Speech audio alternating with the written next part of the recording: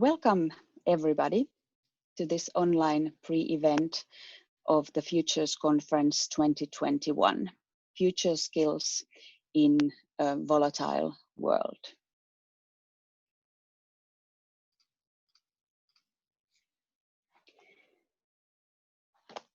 It is my pleasure to welcome Markku Wilenius, Dean at Dubai Future Academy and Professor at Finland Futures Research Center, to open this event and give us an introduction to the theme of the event.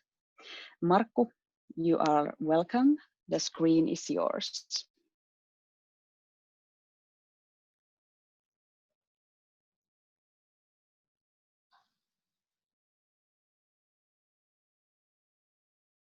To decouple your screen. Okay, now it's there.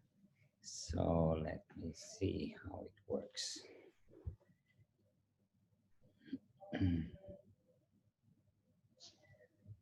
Okay.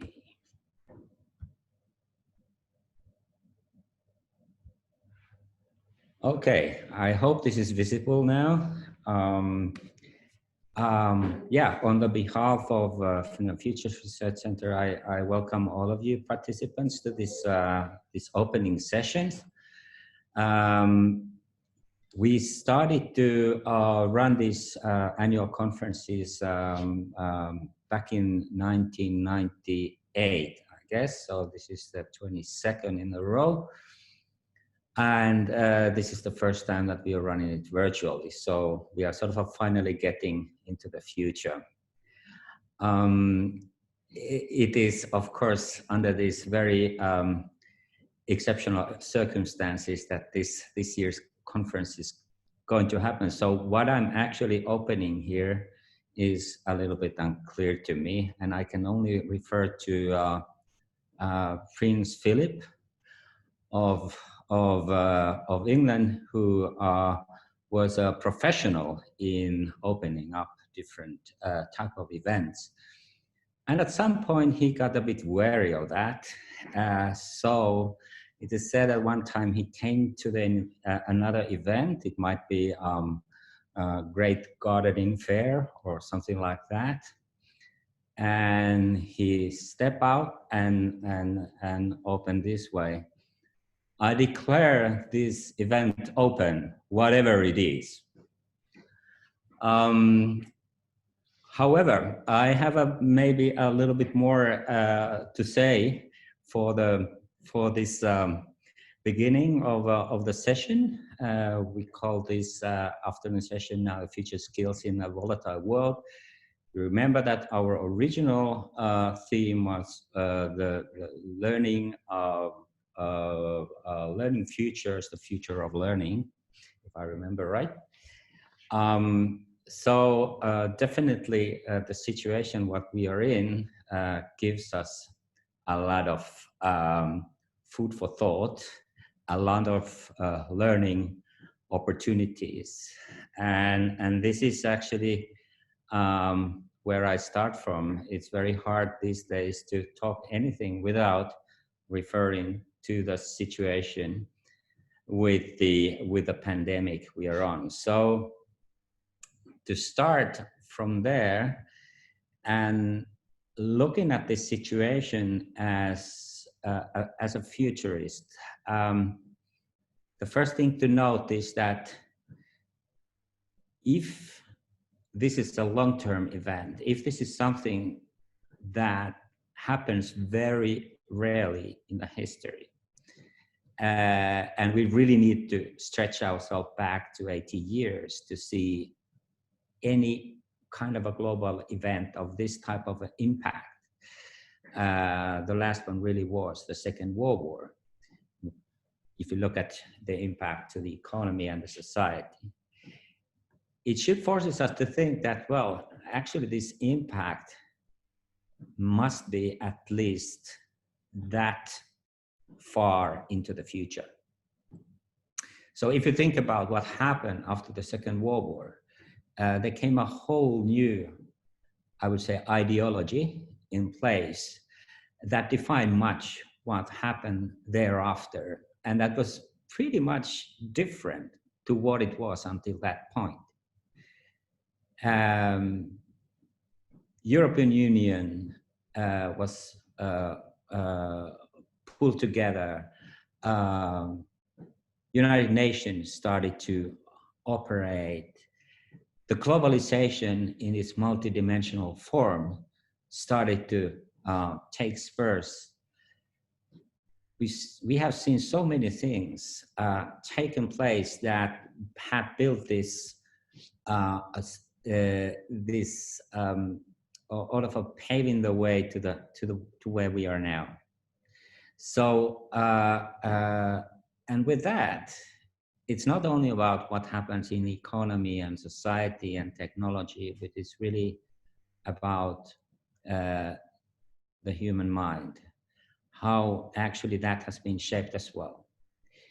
So that makes me to think that whatever our idea of the future is, which is essentially that we build our activities on, the good hypothesis is that we are going to rethink what is the future itself. What is it that we want to be striving for? What are our goals as societies or as organizations or as individuals? And of course, that takes us to much closer to the whole idea that what does the learning and education and building skills constitute as we move forward. There are countless repercussions and implications that we can currently see. And here in this slide, there are just a few of them that shows that all these dimensions that we are about to see, whether it's about the technology, whether it's about the geopolitics, whether it's about the state of environment, whether it's about the social and human values, whether it's about what's going to happen next between the China and US, and all these other aspects, all these are being rethought. It doesn't mean that everything changes. Of course, nothing ever happens in such a way that everything changes dramatically like that. But a lot of things are going to change. And we need to remember the old wisdom here, which is that even though we're not seeing perhaps that dramatic changes when we look from 1 or 2 years, when we look from 10 to 20 to 30 years, we're gonna see a lot fundamentals that have been changed. So reality, as it is really something that is currently being tested. Now, there are some issues that we might take up and think about it in the context of learning and education.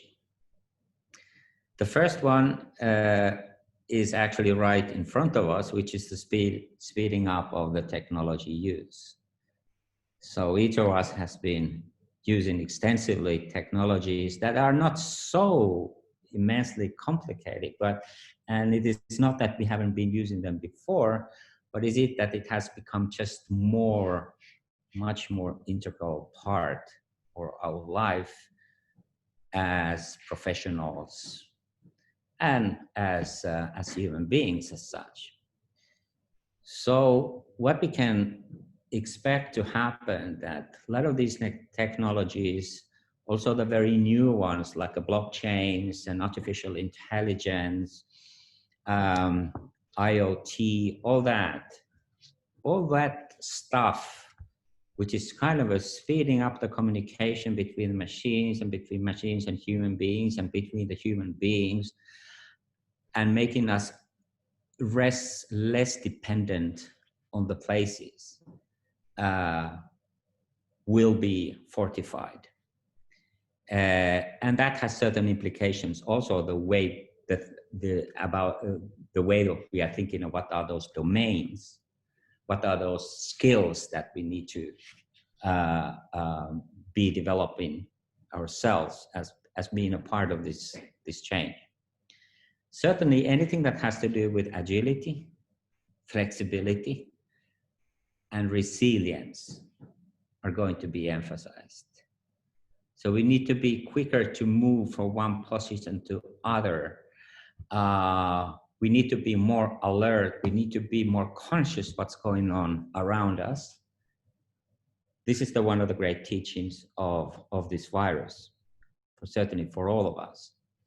And again, that also has some implications. So, which means that actually from a point of view of future studies, there is more information that is meaningful, which is coming from the future to us. So if you think it as a balance between the past knowledge and the future knowledge, this type of scale is about to change. We need to be much more alert. That information, which is usually weak, usually not very clear, but it's an information anyway, that we need to be kind of ready for the invitation for the future. Let's put it this way. Obviously, also more volatile labor markets. When we think about the, professional training, which is what our learning institutions essentially constitute, they're going to be more volatile because this is, again, this boost is breaking the silos, actually giving a lot of challenge to a lot of old domains of labor.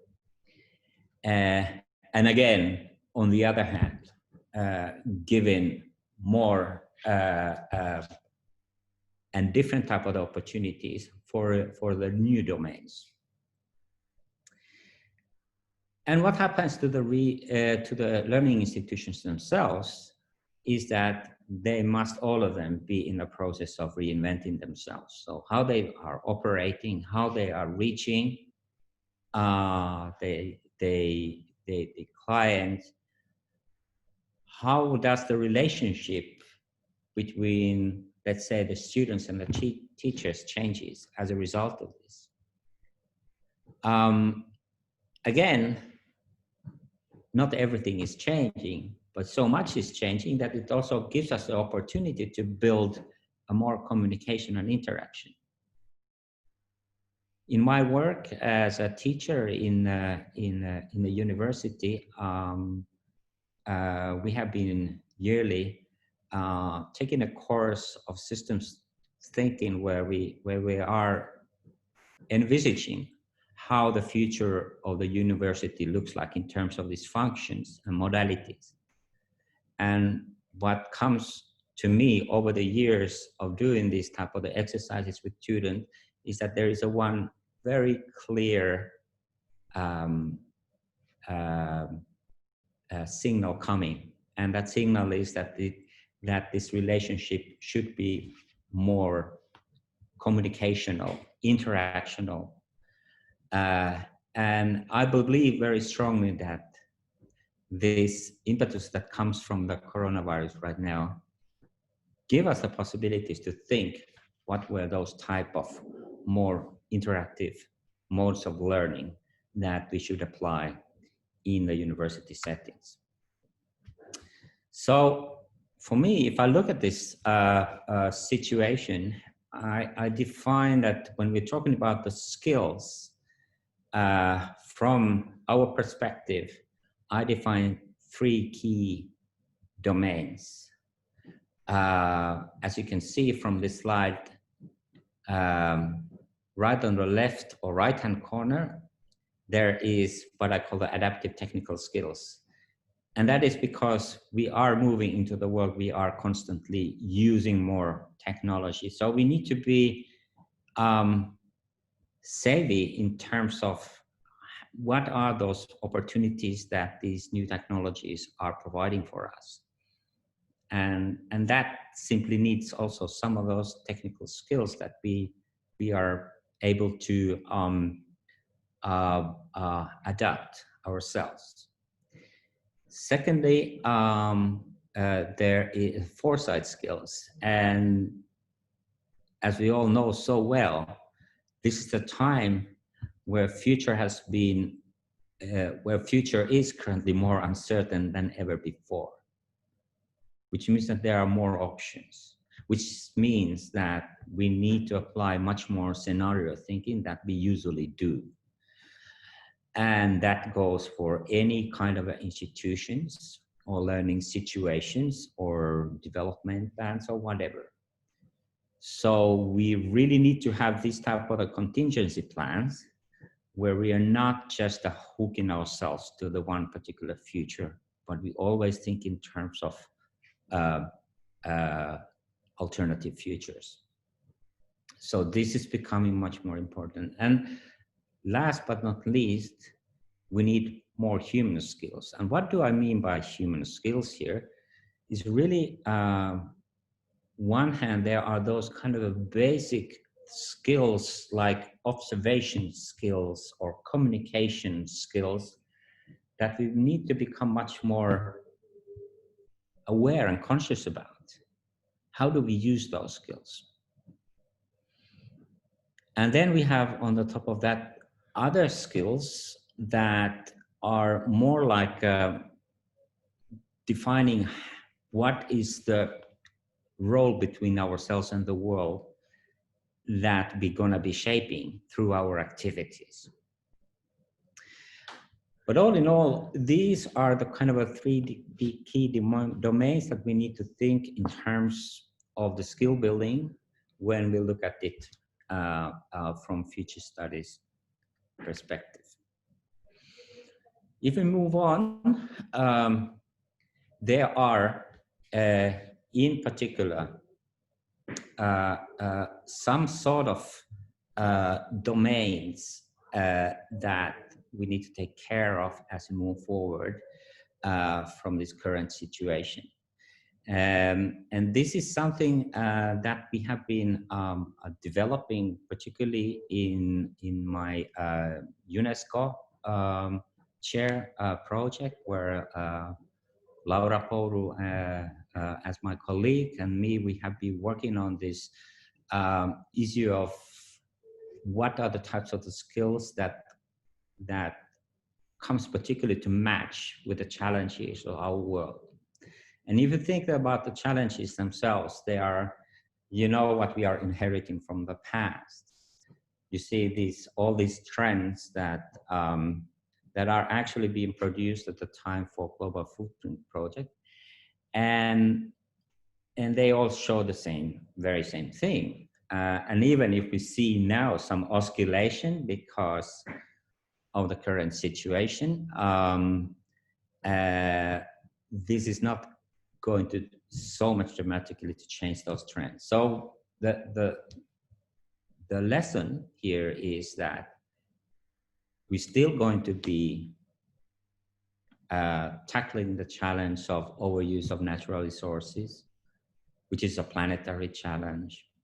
We're still going to be challenged by the path dependency.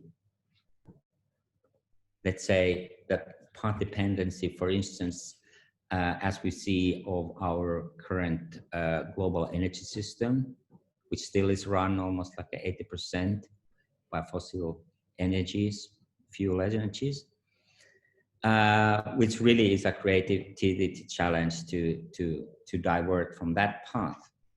Then there is certainly an empathy challenge, and because also this global situation currently puts a lot of pressure, particularly on the developing countries. So the short and the long-term implications of this is that there's going to be much more migration, which again is an empathy challenge for many of the parts of the world. It's a calling for them to be empathetic for those people that are forced to leave their own countries. And all of this is actually asking from us, and globalization, it's for its part, is that there are two components that become critical, and this is actually learnings from complexity science and complexity theory, which is that there are these two components of resilience and transformation that we need to be looking at. So moving forward, we really see that, as has been stated, we are really moving into this landscape of Anthropocene, where we need to be more aware of what is the world around us in the real way.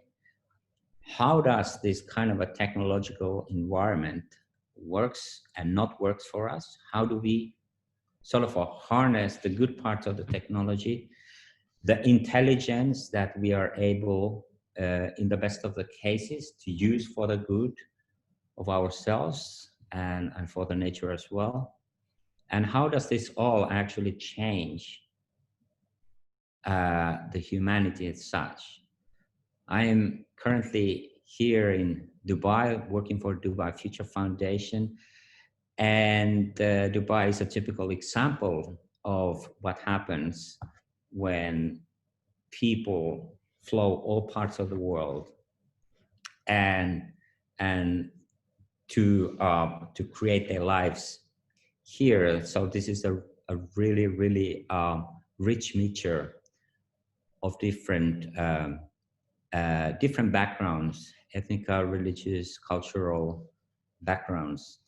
And this is the picture of our society. Here in the picture, you can actually see the simulated form of what happens when, in the long term, people are mixing each other. And so ultimately, this all brings it that the more complex you have the system, the more clear you need to be with your own intention and the way that you are imagining your futures. So this is what we have been coming up with with our UNESCO chair initiative that was mainly done for the secondary education, but we have been enlarging in that idea that there are these kind of 4 key activity skills that we call planetary living skills, we call complexity skills, creativity skills, and empathy skills. And each of those domains seem to be something that is speaking for and by for the future. And kind of ask us to realign ourselves.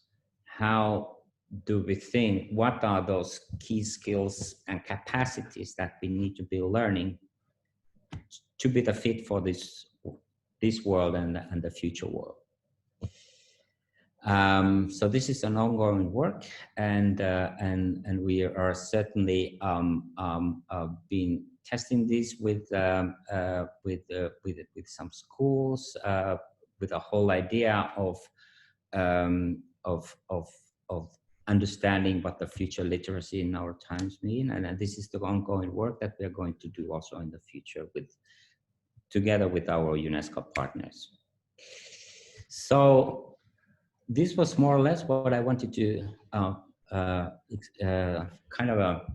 express myself in this opening speech, and I really hope that in spite of the fact that we cannot have this lovely 2-3 days as we normally do in a beautiful Turku,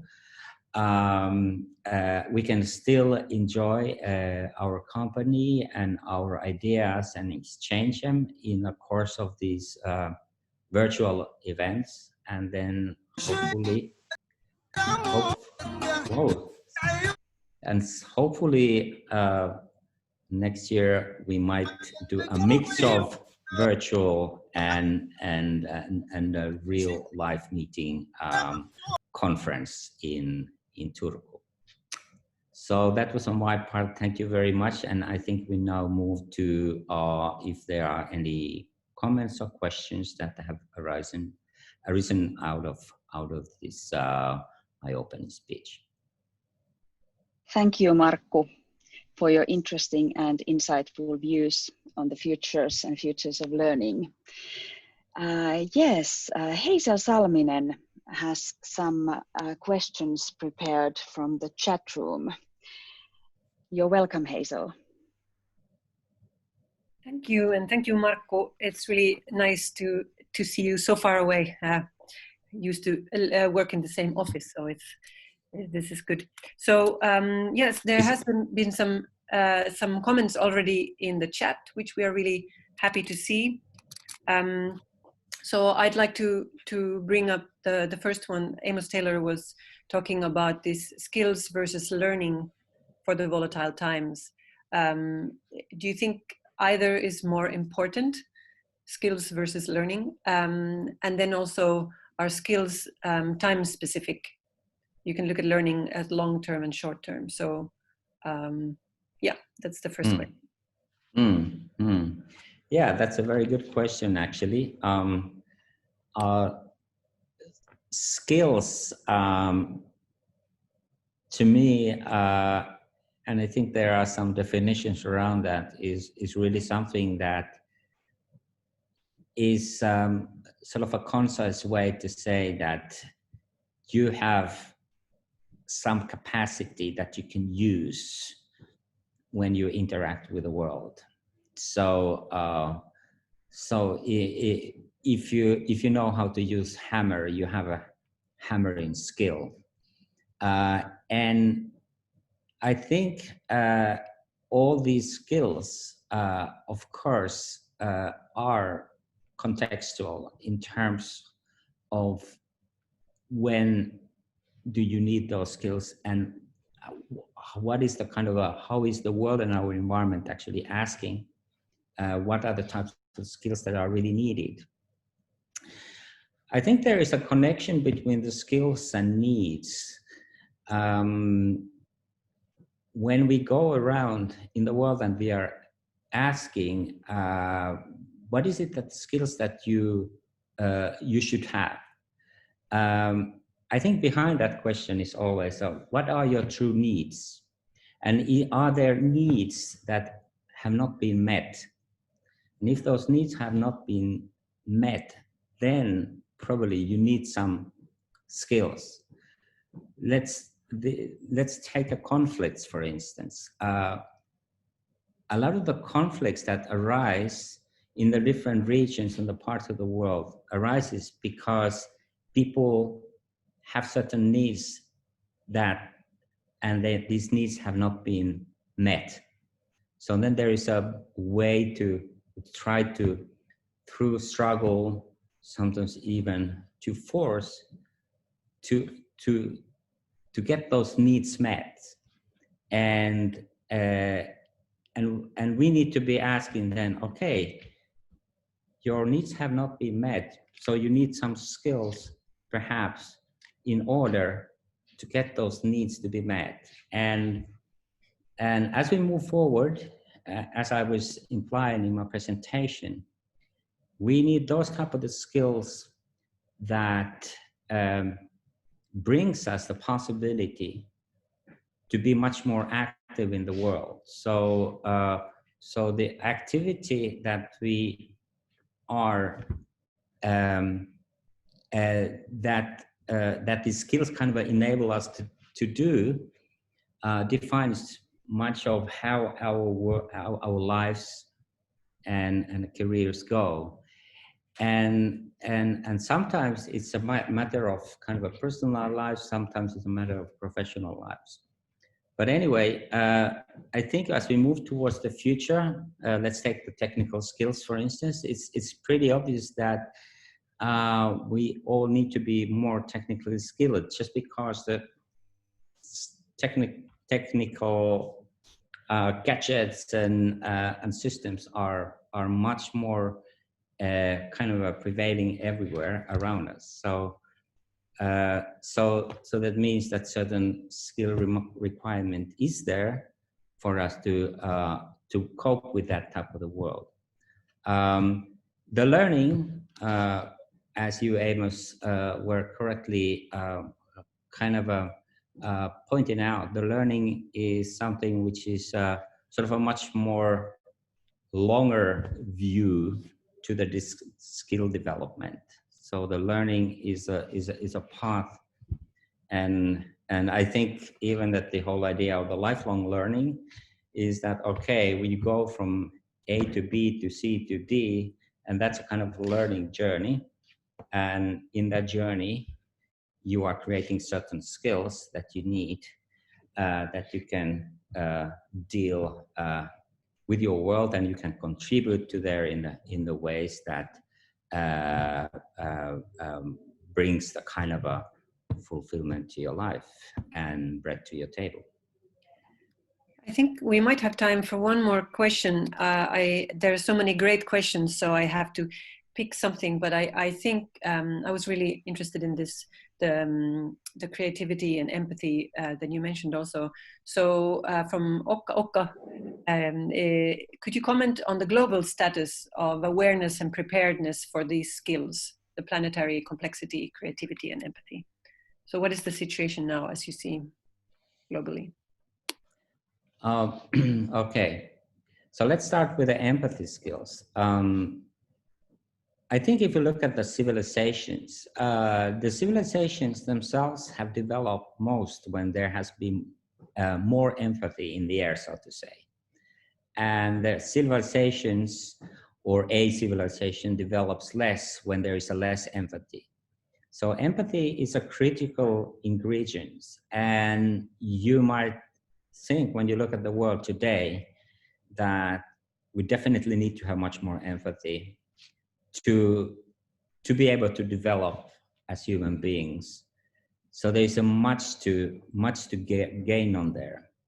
With regard to planetary living skills, we are just starting to understand that each of every one of us that has to be developed a conscious relationship, not only with our physical surrounding, but particularly with the nature as such, which means that we need to understand how it works. We need to understand also how nature itself is a part of the constitution of our health.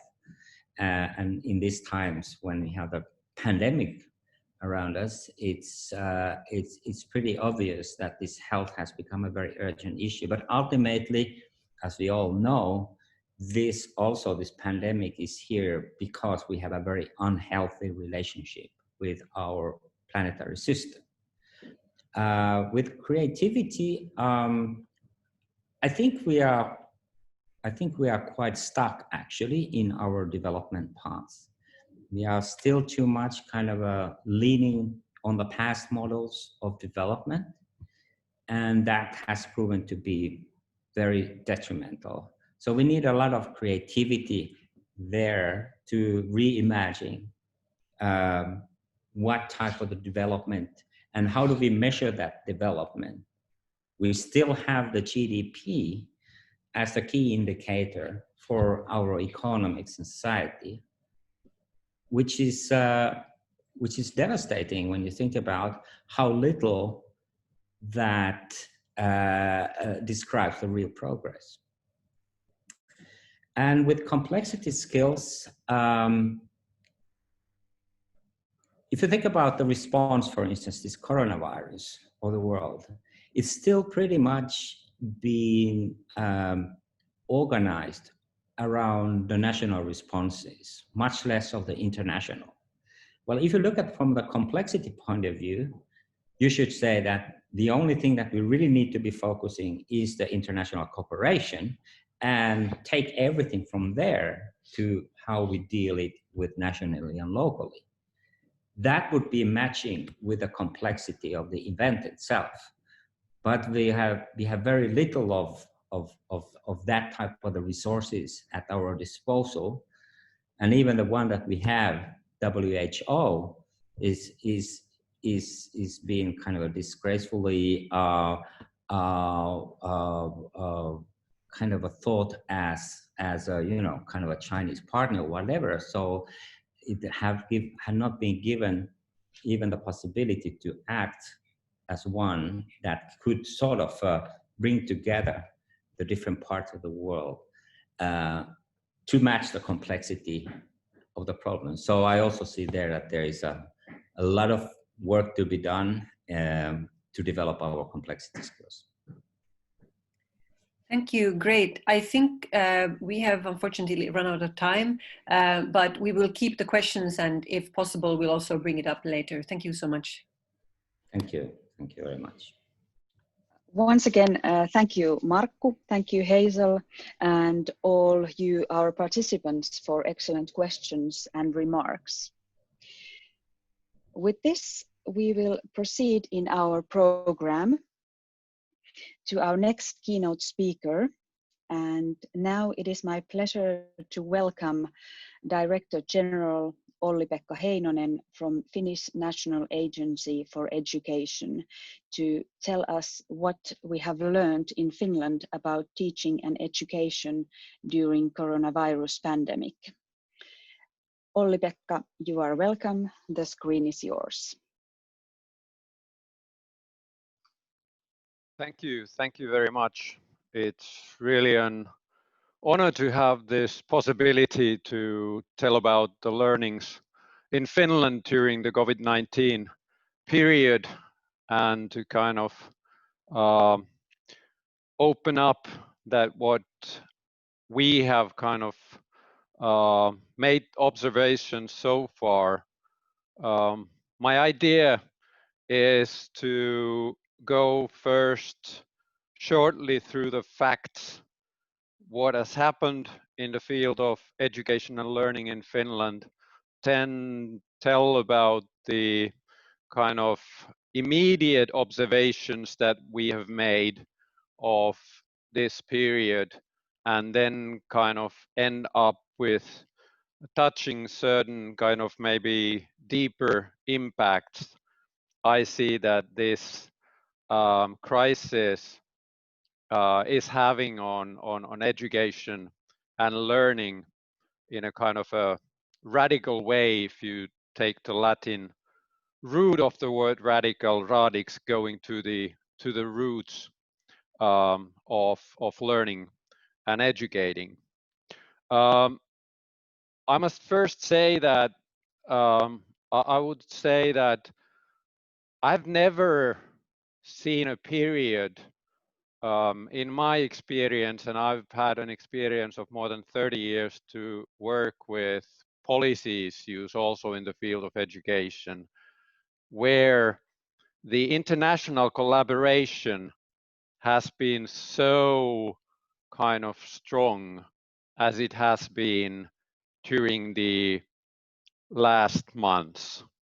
So there's definitely been a hunger to learn that how others are coping with this situation, and try to get kind of better evidence what seems to be kind of suitable solutions, and adjust and adapt your own solutions to those observations.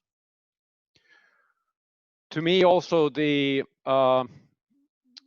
pandemic has been in a way, it has had an effect of kind of taking an X-ray picture of our learning system, meaning that it has kind of shown us better what are the kind of vulnerabilities and what are the kind of strong things in our systems.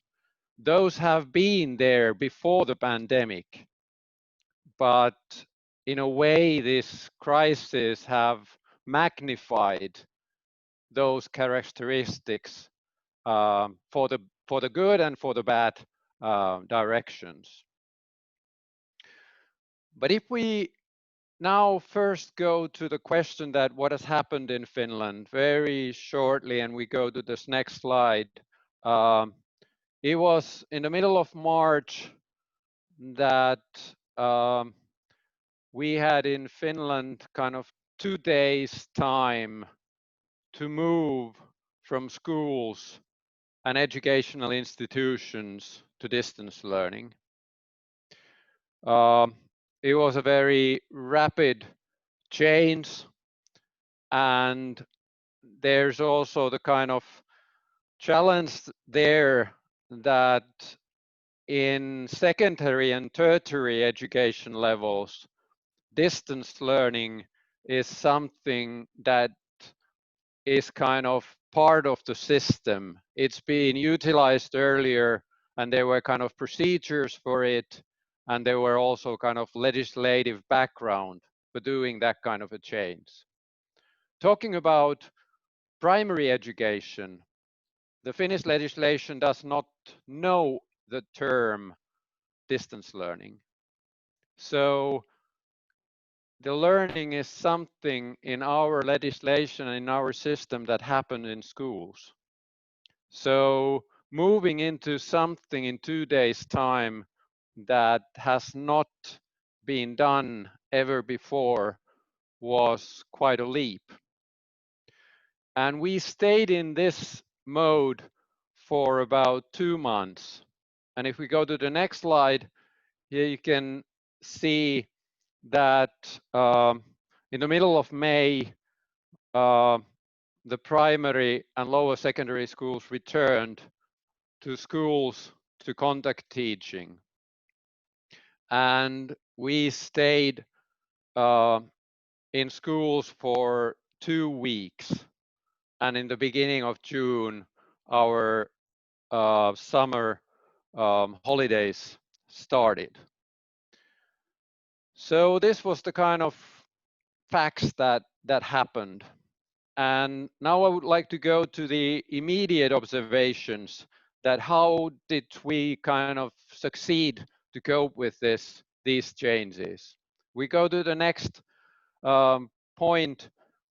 I think it's very important to understand of the Finnish system, kind of what are the most important principles in our education policy. I would say that the most important principle is equality. Making sure that everybody has the same possibilities to grow to his or her potential. And another aspect that is connected with equality is the question of trust. That we have a lot of trust in our system in that sense that the teachers have a lot of autonomy.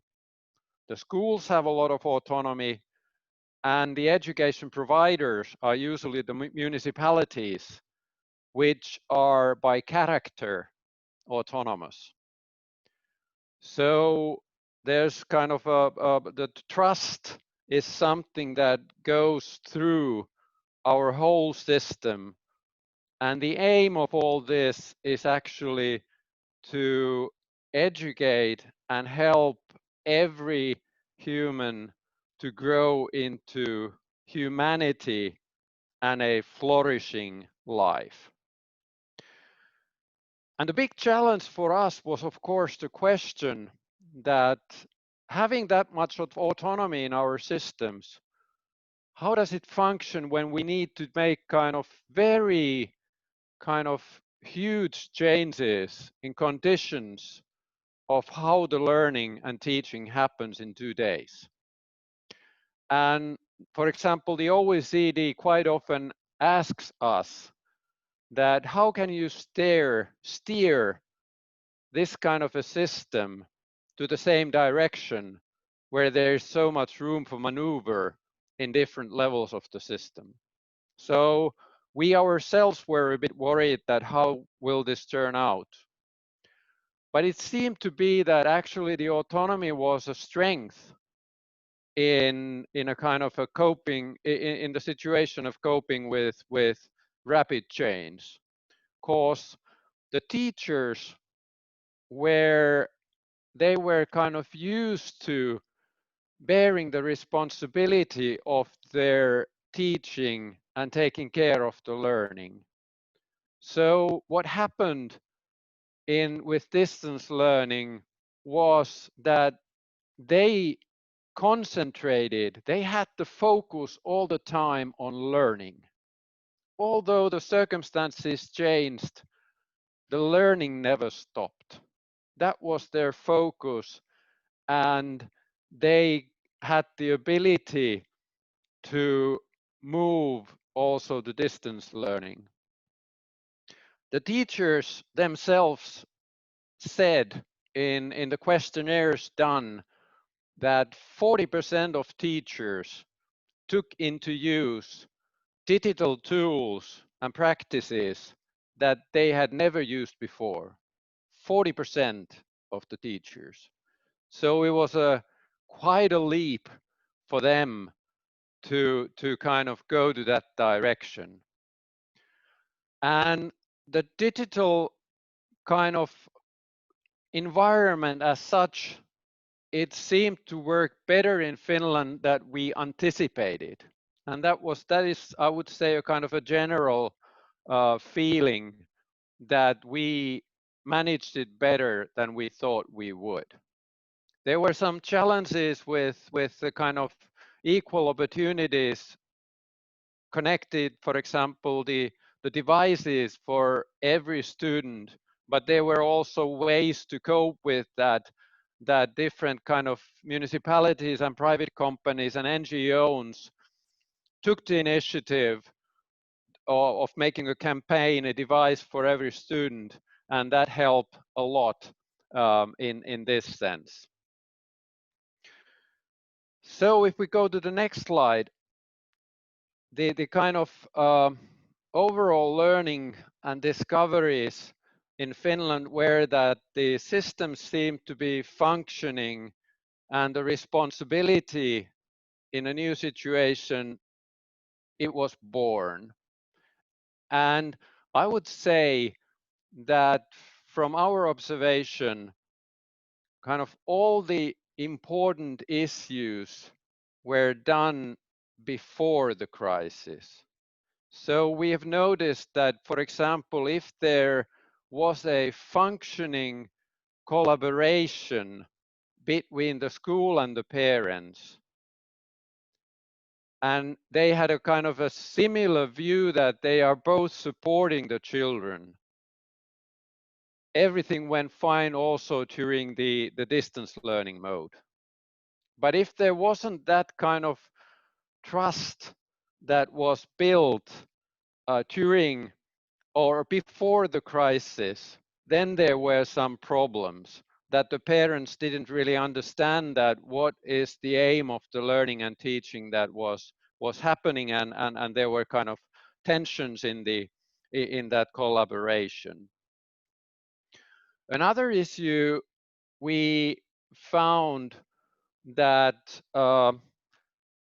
despite that there were kind of a need for certain kind of new kind of, how would I say, kind of rules for schools, there was no need to increase control, that we could keep up the autonomy and the existing roles of all the players in the Finnish system.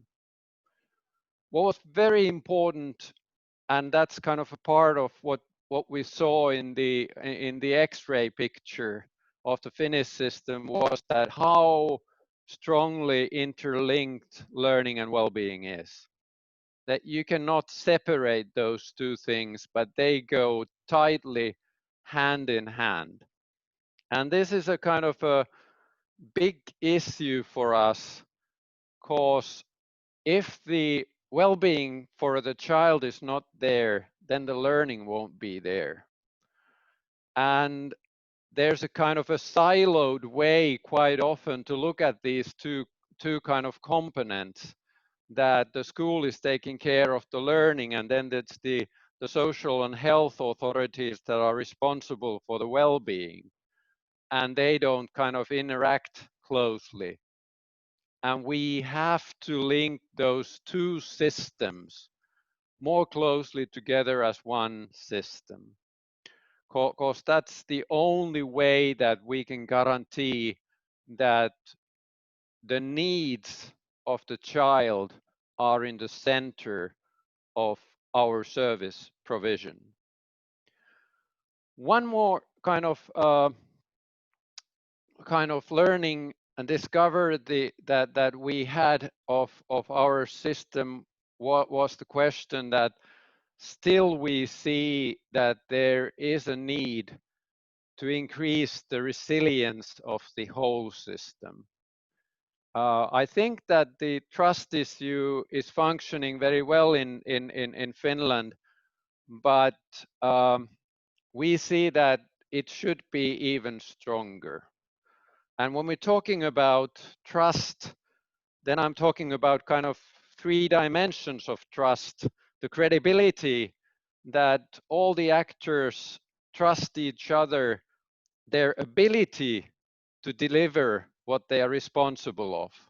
The reliability that what one says, one also keeps.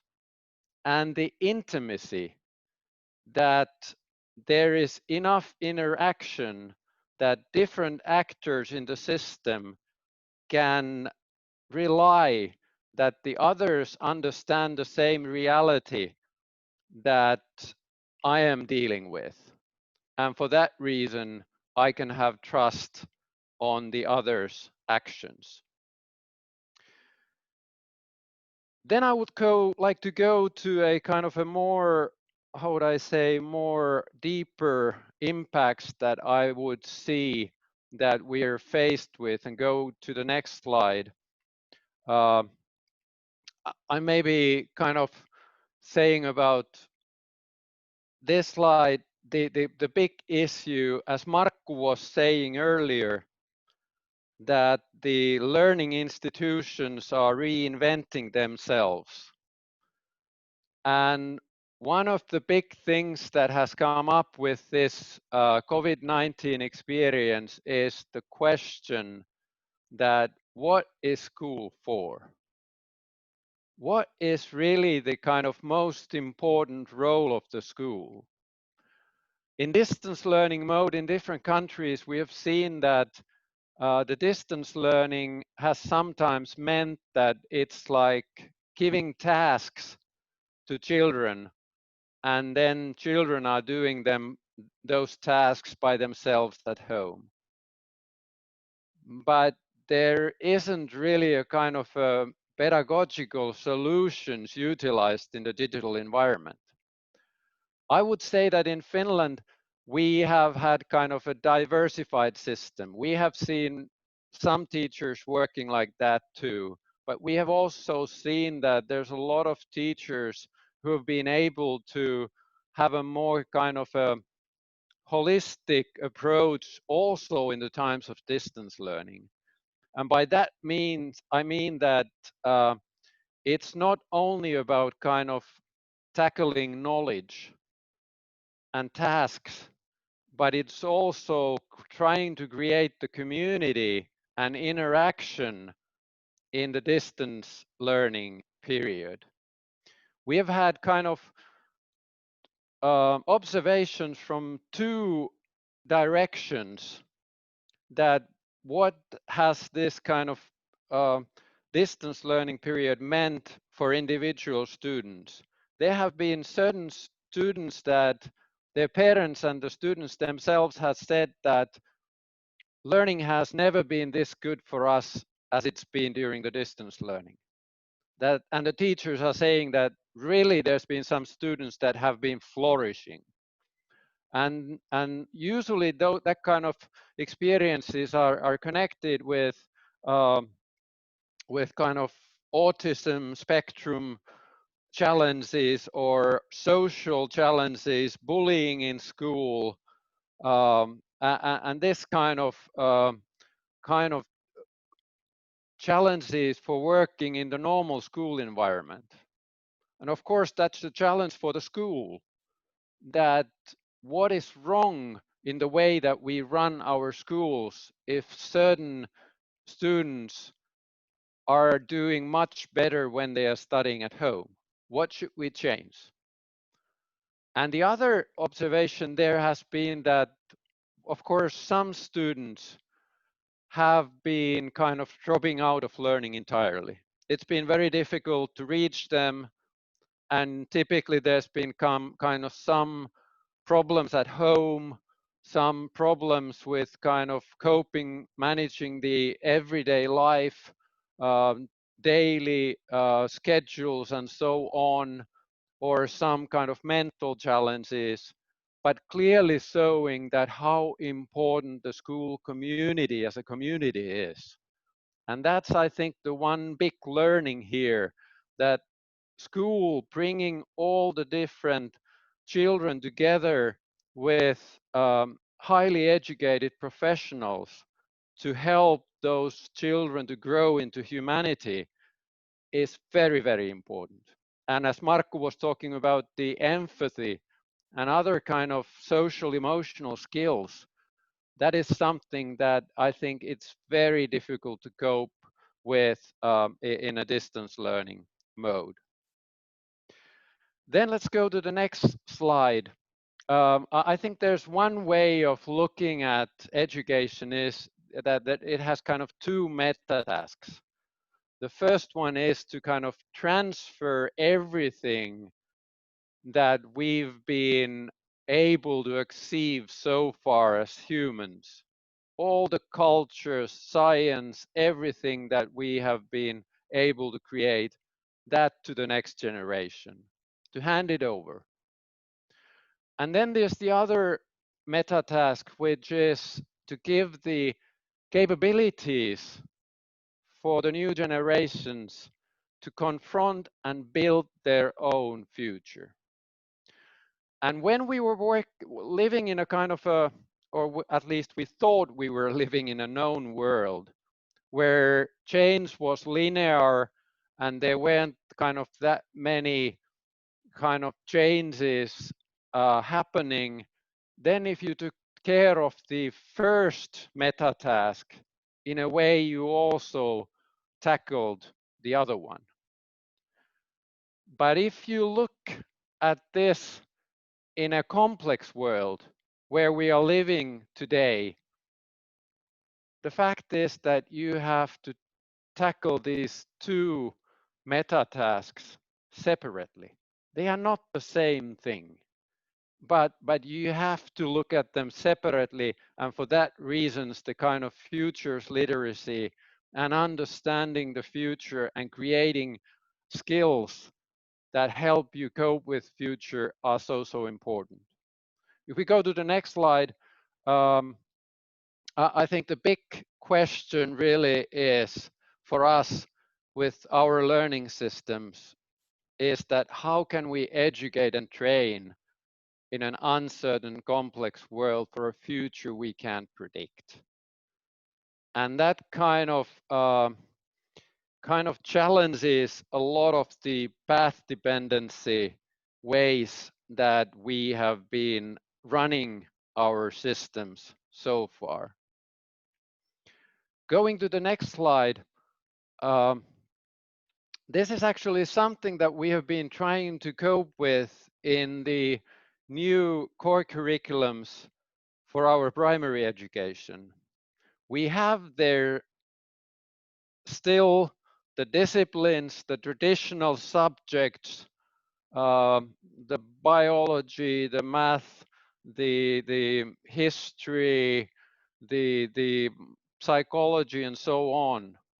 But then we have also their kind of transversal competencies, and they are listed here. I'm not going to go through them, but I think it's been very interesting looking at what have we really learned in schools, students, but also as a society during this time of COVID-19. I think they have actually been this kind of transversal competencies. we have had to cope with uncertainty. We have had to kind of cope with the situation that we don't know if the information about how COVID-19 functions, how can you get infected, how long does it stay, and so on and so on. We have had the kind of critical thinking skills. We have had to bear with uncertainty. We have had to learn kind of ICT competencies faster than we thought. And we have had to kind of change our daily activities and managing our daily activities with the distance learning, for example, and in all of our kind of everyday life. So this has been a kind of a very, very special learning situation for all us humans. And going to the next slide, I think there are kind of coming back to the question that Markku also was referring about, the kind of past knowledge and future knowledge and how we see learning and the kind of transferring the human kind of achievements to the next generation. That's all about intended learning, that we know what good looks like and we are handing it over to the new generations. And then there's the other part, which is the emergent learning, where the context is changing all the time. And for that reason, what good looks like keeps changing. So we have to kind of give skills that help the children to make ethically sustainable solutions in each context that is changing. That's the kind of phronesis idea that seems to be coming in top at these times. And going to the next slide, I think there's some interesting work done on the idea of emergent learning, and here is a kind of a one frame that is done about what kind of skills and abilities it's all about. And again, I'm not going to go through these issues, but I think these are really kind of important skills for the future. And it's the kind of way that we make sense how the reality is functioning. And in that sense making, there is also the question that we are changing ourselves. So it's the question that the interaction between the agent and the arena. And for that reason, it's kind of the old Max Planck saying that when you change the way you look at things, the things you look at change. So both are changing. The things in the reality are changing when you transform to another level of seeing. And also what I see very, very important is the kind of reflective practices. That how can we kind of strengthen the metacognition skills all the time, kind of reflect between theory and practice, that there is the kind of learning, action, reflection cycle that is spinning in the way that we learn new things. Let's go to the next slide. I think that the work that OECD has done with the framework of the learning compass model, I think this kind of competencies are quite well presented there.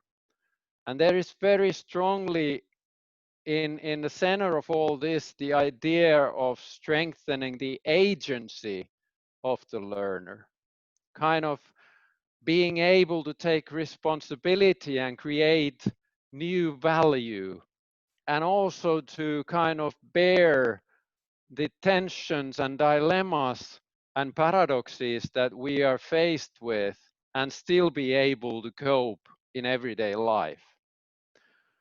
And going to the next slide, the same thing is on the pedagogical side, where that model is very strongly based on the reflection model, the action, reflection, and anticipation, not planning, but doing the future. And still going to the next picture, the kind of holistic view. And as you see here, as I emphasize strongly the connection between learning and well-being, it's also very strongly presented in this model. And I would like to end up with the next slide, where I think that this is really kind of changing the way that we see education.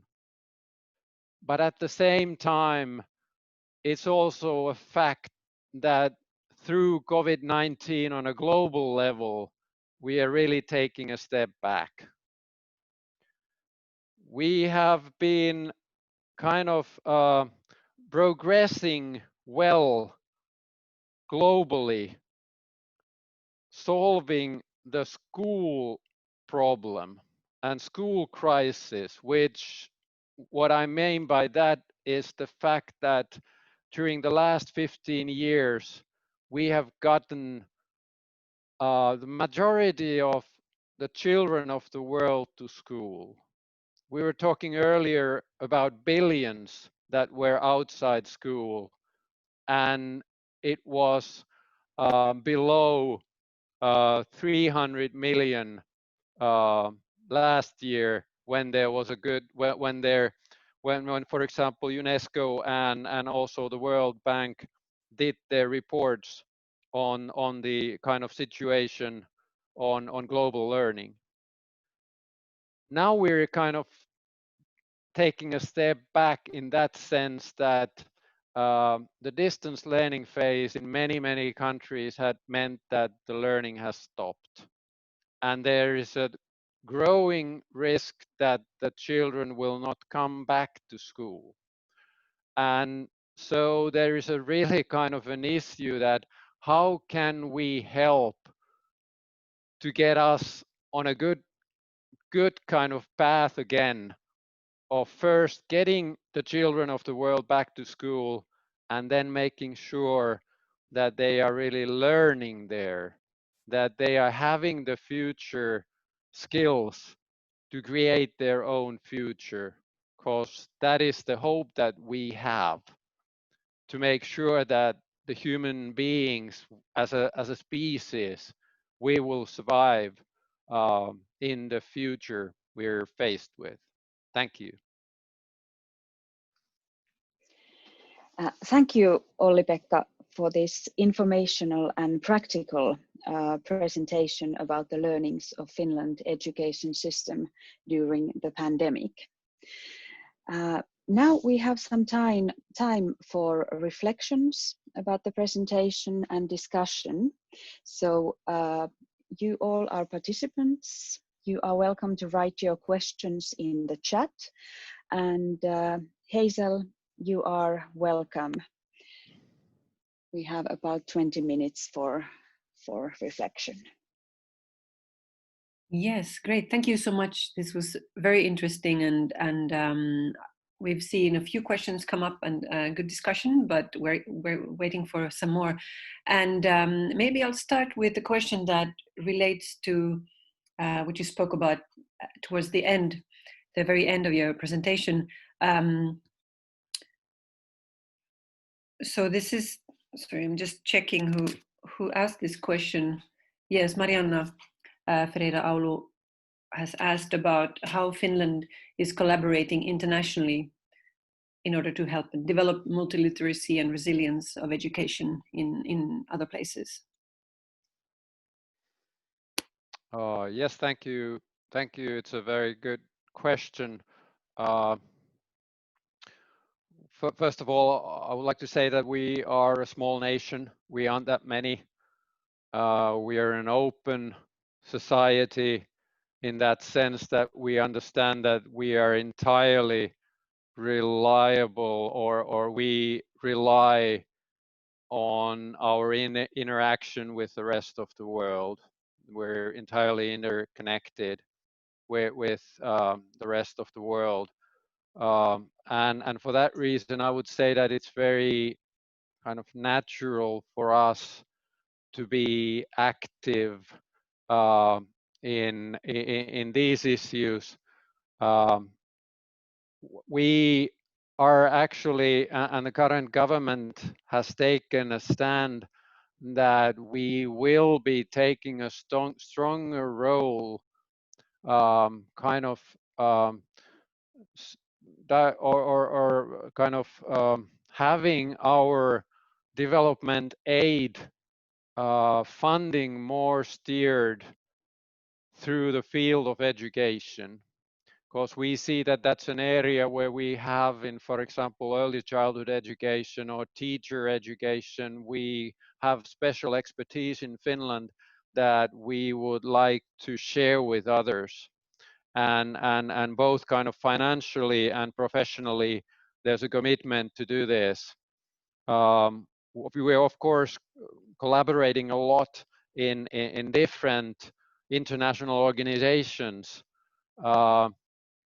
And kind of, for example, there's a work that we are doing together with OECD and the kind of 6 best performing PISA countries, where we try to create together kind of shared models that we could kind of give exactly, I don't like the term, but kind of create a kind of a future-proof education system and create that kind of models, and to kind of that is something that we are very interested in sharing with.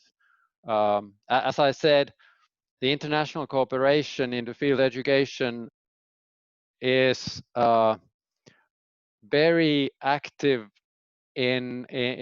with Finland, but it's been even more active during this COVID-19 times.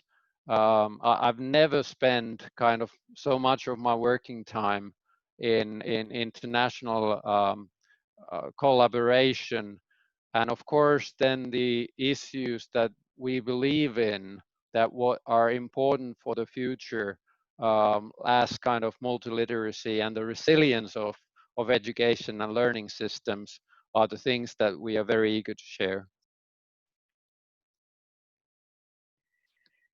Great. Well, that is very good to hear. And yes, I think we need more collaboration, even going forwards.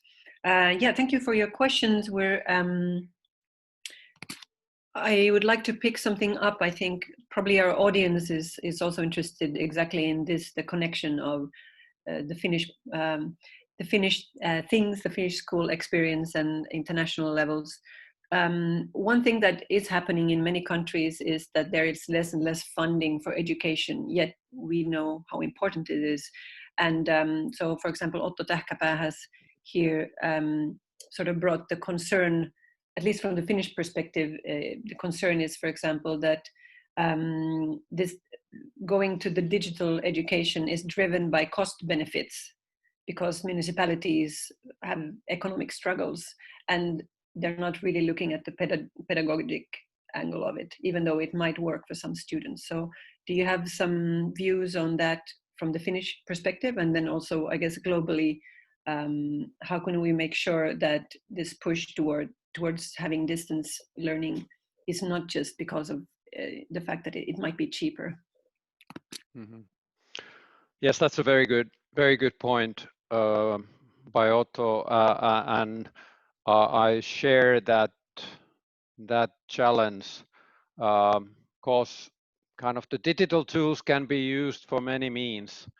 and there is definitely a danger to use them to the wrong things, that you can use them to actually increase the efficiency of your system in a short time scale, and that's definitely the wrong thing to do.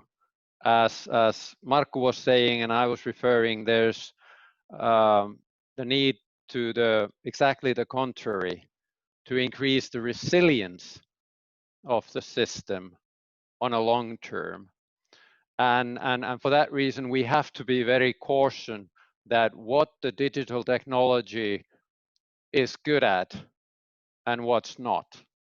There's also the other challenge with digital technologies that, for example, using the data in teaching and learning, I fear that we might end up, for example, when the data measuring, having the data makes it so easy to measure different things, that we start to measure things and we end up doing better the wrong things, that we are trying to develop the things that you can utilize the technology, but the things you are developing are the wrong things to be developed. And for that reason, I'm kind of, you have to have a very cautious mind when you are utilizing the possibilities of learning. We in Finland, we don't value very much kind of, how would I say, testing, that kind of measurement. Actually, we don't have any national tests. One national test that's at the end of the secondary general education, but that's the only one.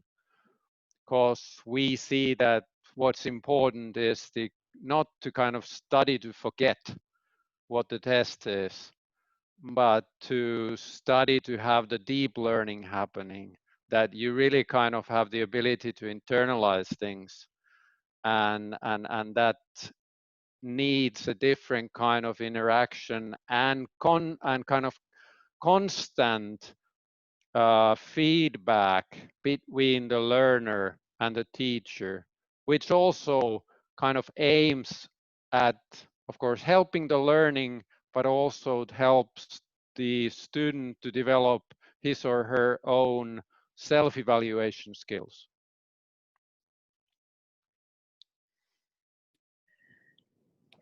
Very good, thank you. Yes, we keep getting questions, and I would like to bring up Min Thai's question about something you already discussed. So for resource poor countries like Myanmar, what kind of suggestions or ideas would you have on the measures that these countries should take when they want to respond to reduce school dropout and keep up with the current quality of education?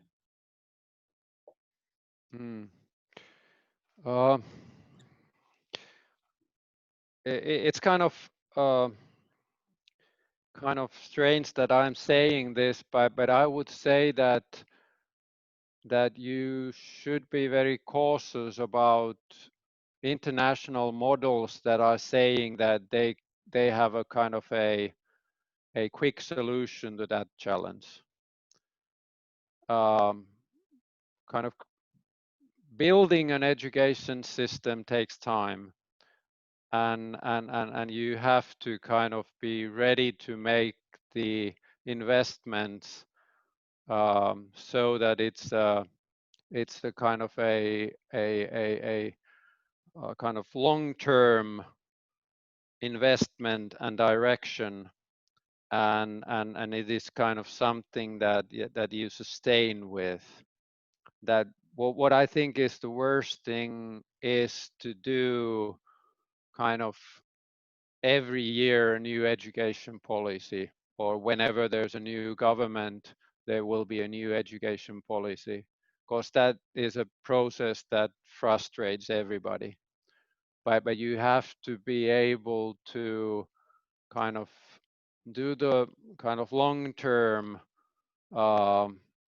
development of the system and base it on the national values that every nation is having, and putting learning in the center. Learning and the skills for the future of the students in the focus.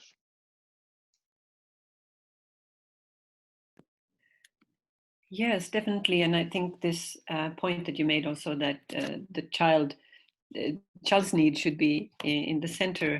And going to a little bit of a different topic in the sense that you might argue that social services and the schools need to be linked into a system, the same systems, just to make sure that the needs of the child is in the center. Would this be a difficult thing to change? And what kind of action should be taken in if you want to have like a stronger connection between the social services and the schools in Finland, but then also maybe globally, if you know of any examples like this? Well, it is something that you need to change the system, definitely. It's not about the people, but it's the way the system is run. And in today's world, also in Finland, it is run on the national level and on the municipal level in a way that there are kind of different silos for different services for the students and children. And that means that it will be a kind of diversified kind of output of services, and it does not meet that children's need as a whole. So you have to put the children in the center, and then you need to have a kind of a system where there is a kind of connection and discussion with the child and his or her family, that what are the needs that need to be tackled. And then you create the needed services based on those needs. It's a very different way of looking at public services. It's a kind of a need-based system. It's a system that does not start from the principle of giving universally everybody the same, but it's kind of a system that is based on the different needs of different individuals. And also education systems are pretty much still today run as kind of mass education systems. And to achieve the equality of learning, you have to have a different approach.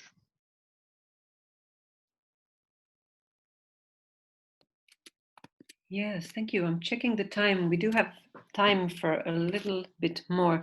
There have been some comments already earlier in Markku's presentation, and also here about the digital divide, and also the fact that things that worked before this COVID crisis seem to be working all right, but then the things that were problematic were actually brought to the surface. And so when it comes to regions, maybe schools, and also countries where this sort of device for each child is not so easy to organize, what do you think could be done for that, in order to also make sure that every child has the opportunity to continue learning even during this crisis, and we don't have these huge school dropout situations?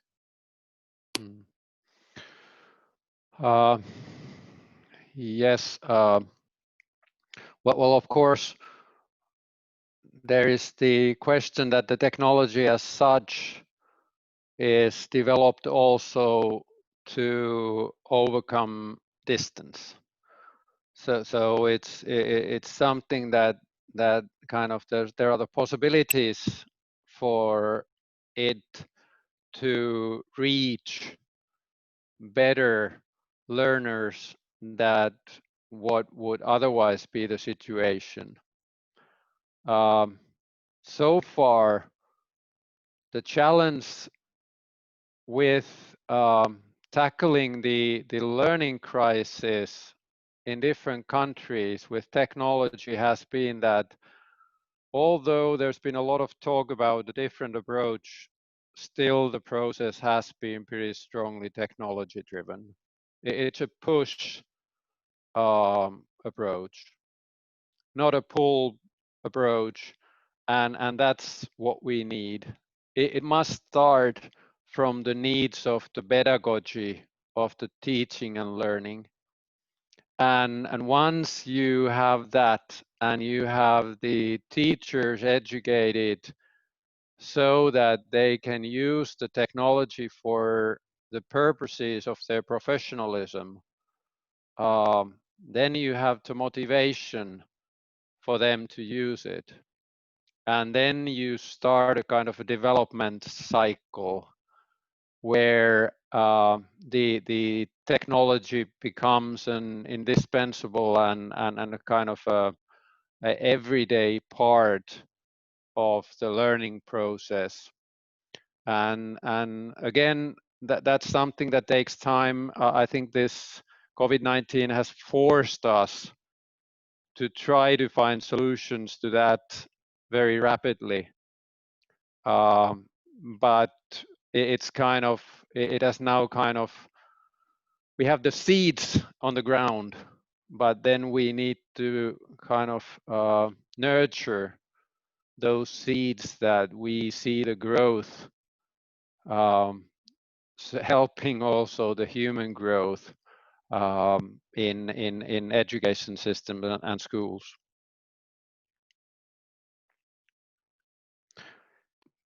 Great. Can yes, please. Can I pick one question there, because I see that there's a question about that we should create ecosystems where students, parents, schools, local communities, and society are all in a future-oriented mode to co-create together for the best of all with social impact. I strongly agree on that. And I would say that that is something that we should not kind of limit to the education sector. But I see that that is something that how we should more generally see that how governance is functioning. The kind of learning as governance, that we should see the kind of human learning systems that in order for us to make the changes, for example, to solve the wicked problems, I don't see any alternative. We cannot kind of do that kind of a change through kind of power. It doesn't function, and we don't see also the people using the power to do it. It's not a question of kind of ratio that you rationally tell that you should do this, because if it doesn't fit the mindset of that person, he or she will not follow that rational argumentation. But the kind of learning as a system, human learning system in all fields of kind of society is something that we should take better into use.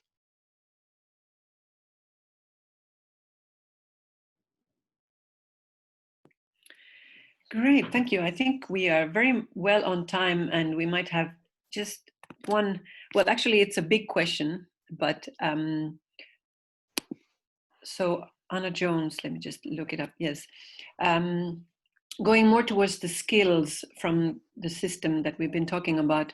So do you think that we might be seeing the end of globalization? And if so, what does this mean for the skills of the future? What skills do we need to foster? I'm seeing already before the COVID-19, I saw a regression in the kind of global centric perspective, that there was a lot of support for a kind of a ethnocentric view, a view that kind of sees group identity of one group important, and not only important, but more important than the identity of other groups. And that's the dangerous one that I'm seeing. Because the only way we can cope is that we can make that transformation from the egocentric to the ethnocentric to the global centric way of thinking. And for that reason, the kind of global citizenship, understanding that we are here and we only have a one world, and one world must be enough for us, for each of us, and we are here together.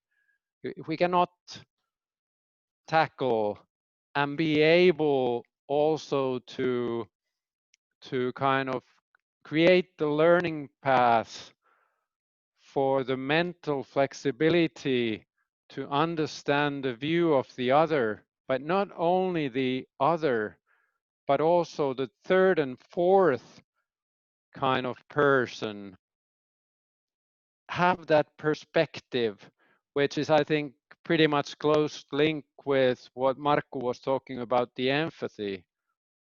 It's the kind of ultimate concern and ultimate challenge for us human beings. Well, I think that's a great way to end this Q&A part. Thank you so much, OLLI-PEKKA HEINONEN, for your presentation and these thoughts. And I think Essi will now have something to say. Thank you. Yeah, yes. Thank you again, OLLI-PEKKA HEINONEN, Hazel, Pasi, our chat crew, and all you participants, about your interesting questions and remarks, and this excellent reflection session. And now it is time for our first break. So we will have a 15-minute break, and we will come back at 1:45 with a panel discussion on future skills in a volatile world. During the break, you can also go and take the Futures Consciousness test if you haven't yet done that. Sanna Ahvenharju has just posted on chat the link to that test. So feel free to take that test anytime between now and their presentations, or maybe even after that. But you will find the link in the chat room. And now I wish you all to have a relaxing break, and we are looking forward of seeing you back in 1:45. Thank you.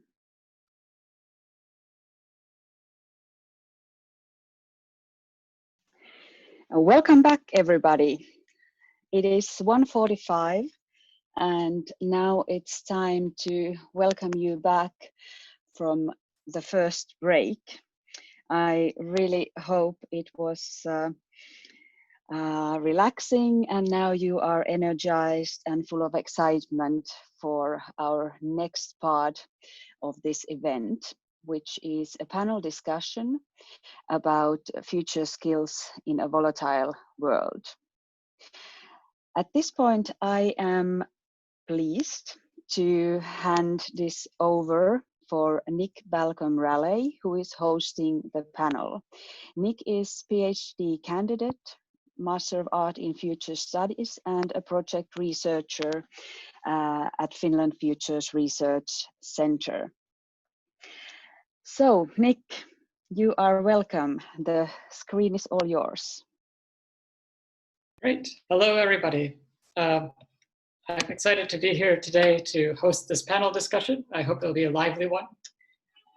During this part of the program, we are going to be listening to the perspectives, experiences, and questions from 4 futures educators on the topic of what future skills are and how they are useful for people living in our complex and changing world. To give a little bit of backdrop to this topic, in the field of future studies, there have been frequent and efforts to include futures-related curriculum in educational systems. In Finland, futures educators have had large successes in these efforts. For example, the Finland Futures Academy makes virtual courses available to all of the universities in Finland. The Finland Futures Research Center, in its role as a department within the faculty of Turku School of Economics at University of Turku, offers world-leading international master's degree and PhD programs in future studies. In my experience living here in Finland, the societal impacts of all of these programs are notable. People at all levels of leadership tend to be open to futures perspectives in their work. However, worldwide, things aren't as rosy. Many educators who wish to incorporate futures-related curriculum face obstacles or criticism from their schools. Worldwide, the number of university programs dedicated to future studies are rare and offered only at a decreasing number of higher education institutions. While it's been nearly 80 years since Osip Fletchheim first proposed the academic field he called futurology, an origin point of our field called future studies, we don't see it taught in too many places. We can contrast this with economics, which launched as a field around 1900 and is now taught everywhere at every level. So why is there a difference in uptake? Again and again during these past 80 years, people have declared, wow, that recent event means our world is volatile. The COVID-19 pandemic is but one of the most recent examples. Doesn't our field, future studies, offer many explanatory frameworks, concepts, methods, tools that are useful to addressing these everyday challenges of living with persistent complexity? What practical future skills should we teach inside and outside academia to help people thrive in our volatile world? So with these ideas in mind, let's meet our panelists. Excuse me.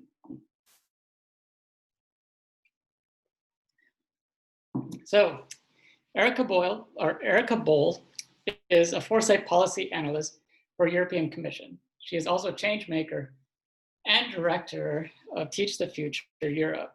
Her focus is on enabling clients and young people to envision more sustainable futures.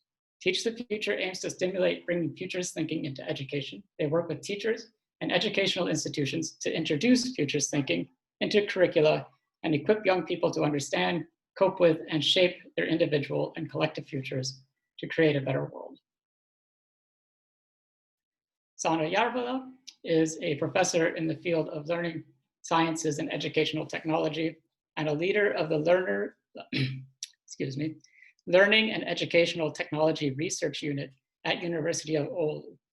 Her research aims to address future learning challenges, and she is internationally recognized for her theoretical advancement of socially shared regulation in learning and collaboration.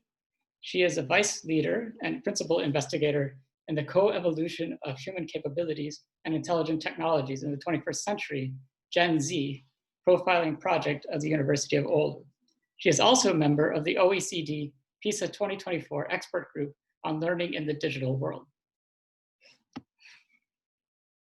Johanna Ollila is a research manager at Finland Futures Research Center, University of Turku.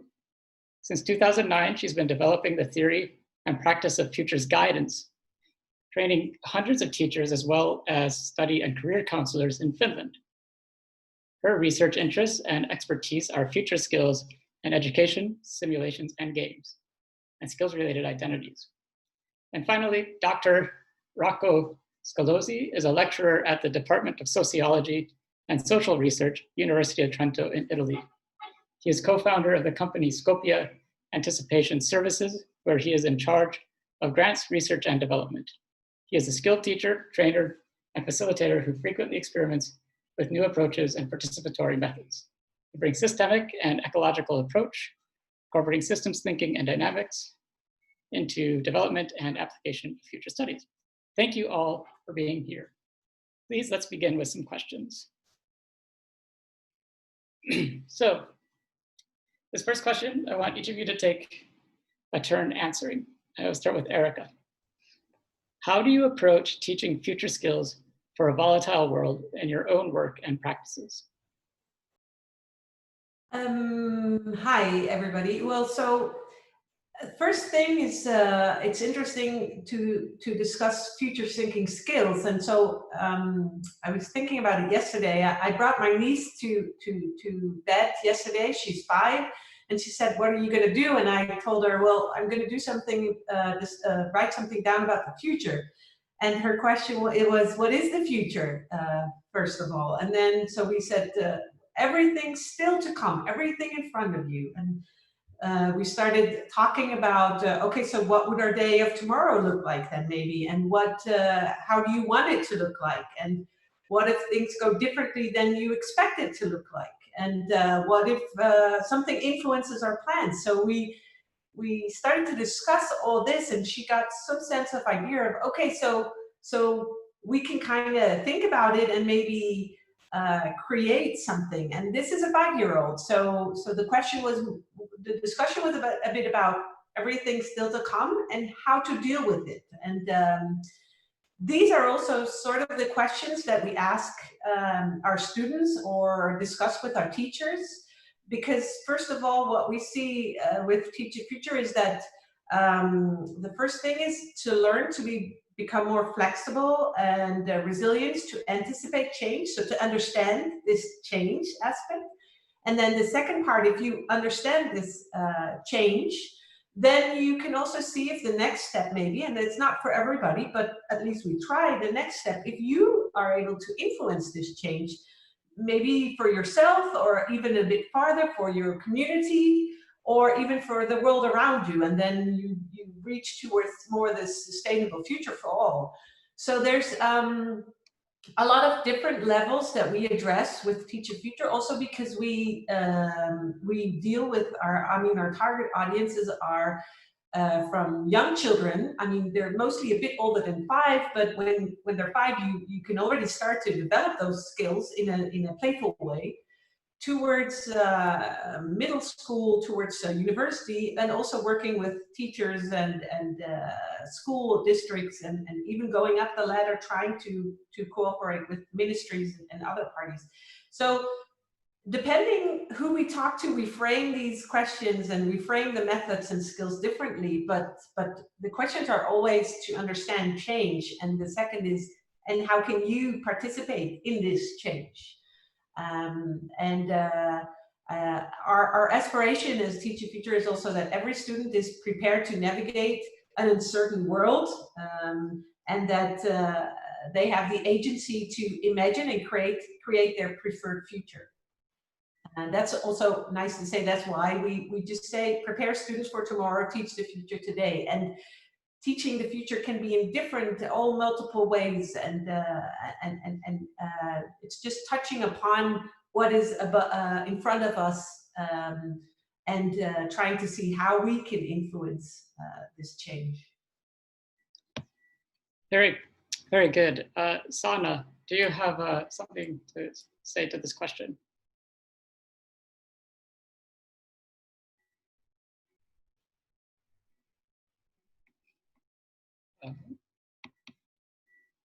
Okay, now you can hear me. Yes. Yes. So first of all, thank you for being able to be part of this interesting discussion, an important discussion, especially. I'm learning scientist, so my perspective is to understand how people learn and use this information to help people to learn better, because learning is not only for learning new things, not only for education, but of course for life. And considering this world and the previous discussions and excellent perspectives we have had today, all these political, economical, technological development, especially my opinion is that we absolutely need to put more effort and more value on strengthening those very, very core human skills and abilities we have. And I'm pointing now to the issues like socio-emotional skills and abilities, motivation, emotion, affect, ability to feel, also empathy, sensitive communication, flexibility in thinking, creativity, for example. I very much welcome, for example, technology, for example, artificial intelligence to help us. But those are the areas which differ us from technology, and we cannot design those. So I would put absolutely those in the center. But I also would like to point out some other kind of unique skills which are needed now. And those are also such that machines or any technology cannot match or replicate. And I mean, now, for example, this post-COVID world, which we realize how important it is on the fly collaborate, like Olli-Pekka Heinonen pointed out, that how important time for collaboration it has been in different perspectives. So the power of collaboration is really giving us agency in the future. But now I'm pointing, we don't need to talk only skills to collaborate, but something very human, abilities and skills in that collaborative process. And I'm pointing to the issue. Actually, I've been studying and working with the theory and empirical work, which is socially shared regulation. I'm pointing to self-regulated learning, which is an ability to adapt, change, ability to react when there are challenges in terms of your cognitive, motivational, emotional, affective issues.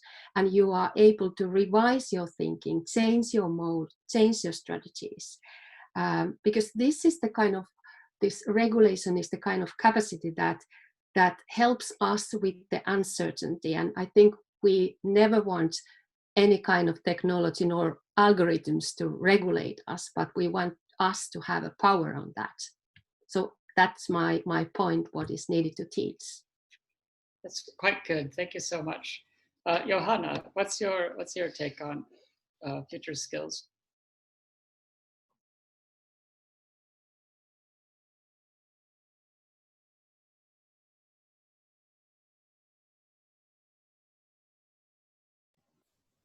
Hello, and thank you, Nick. Thank you for all the participants, and it's great to be here with you, all the panelists.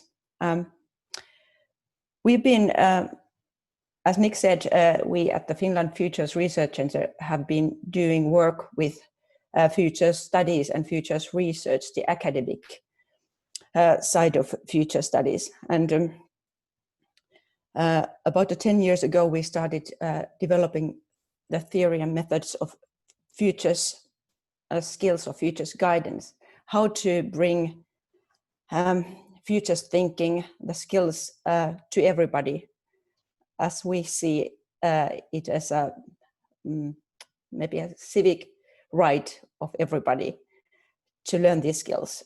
We live in a country like Finland where the national foresight system, also in education, also in other decision making, as Nick mentioned, is quite developed and in practice every day. But what this means is that we as citizens need the skills to think of future and to participate in creating it equally as we can be the ones who are going to make the decisions as elected members of parliament, as civil servants, corporate managers, leaders, and we all need the skills to be part of the team making the decisions for the future. And this goes to global level as well. We can't be the ones who who dictate the future, because we have the tools and thinking skills for it. And so the skills that we've been sketching or trying to define here are partly based on the research made by researchers here in at the Finland Futures Research Center. Sanna and Matti, they are going to be presenting their findings and research on futures consciousness a little bit later. And partly based on these, we've been trying to define some of the futures skills we think that would be important for everybody. This is a work in progress, and since we have mainly been doing it in Finnish, our mother tongue at the moment, and for the time being, these are maybe the translations are still under work, and we are gladly welcoming any kind of comments on this. But skills such as imagining possible futures, systems thinking that has come up already earlier on here, perceiving complexity, critical thinking, thorough understanding of sustainability, responsibility, non-linear thinking and creativity, recognition and development of personal temporal perception, as well as reflection plus value reflection are something that we consider to be important skills in thinking about the future. Not to be confused with all the skills needed in the future. Future skills are that we are developing and trying to promote other things, considering the thinking of the future. Very good. Thank you, Johanna. And Rocco, could you tell a few things about your own take on teaching future skills? Thank you to all for this opportunity. In Italy, future studies and future skills are not recognized yet. Future studies are not recognized in official curricula courses, but several pilot projects are starting. And in my experience, have the opportunity to approach future skills teaching in a variety of contexts. Always I like to test, to develop approaches, always concerning tangible and practical issues like abandonment of territories, conflict in small communities, resilient community toward climate change, long-term sustainability of local development. My approach recently is always based on the tensions between seeing changes coming, for example, due to mega trends, and imagining desirable futures together. This tension to activate hypotheses, strategies, or decisions. And in short, the volatile aspect is posed from the beginning in trying to consider possible changes and surprises, and to evaluate how to be resilient to them and to approach desirable futures with them or despite them, despite the surprises. And with my recent experience, just mentioned a couple of, this year I conducted a laboratory with 140 elementary school children, 10, 12 years old, from 7 small municipalities to elaborate citizenship scenarios for the next 10 years. Because in these municipalities, due to different social issues, there are at risk to emerge conflicts, social conflicts. And so with them, with these children, we try to figure out what changes could drive their community toward one scenario or another, and which actions could reverse this course in case the community was starting to go towards undesirable one. Another interesting experience, pan-alpine, including 4 countries in the Alpine region, Switzerland, Slovenia, Italy, Austria. The project called Up Jobs was about tackling contrasting depopulation in remote areas. And a facilitator a variety of methods, futures exercise with small communities in remote areas, and with the aim to reopening the collective futures, because these areas are the risk to closing their futures in terms of inexorable depopulation. And yes, and also for that experience, we started with considering the megatrend impact locally. Then try to visualize desirable futures, and then to structure possible roadmaps towards the strategic scenarios. And an interesting thing about that, just in terms of a result in terms of outcomes of these practices, the partner that all were new to future studies vocabulary, never heard about megatrend or strategic scenario backcasting. They, at the end of the experience, they changed their vocabulary using long-term scenario. Example, yeah, but we can recall later. Sorry, please go ahead. Very good. Thank you, Rocco. Thank you for the panel.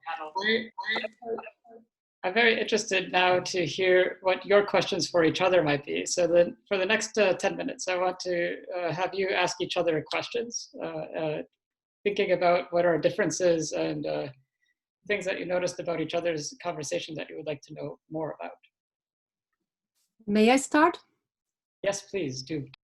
Okay. I'm a very practical person.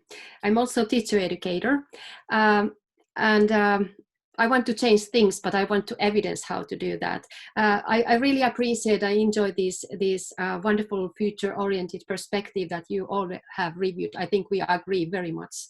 But can any of you tell me, and I think that we all want agency, that we want people to do this, young children, young people, everyone.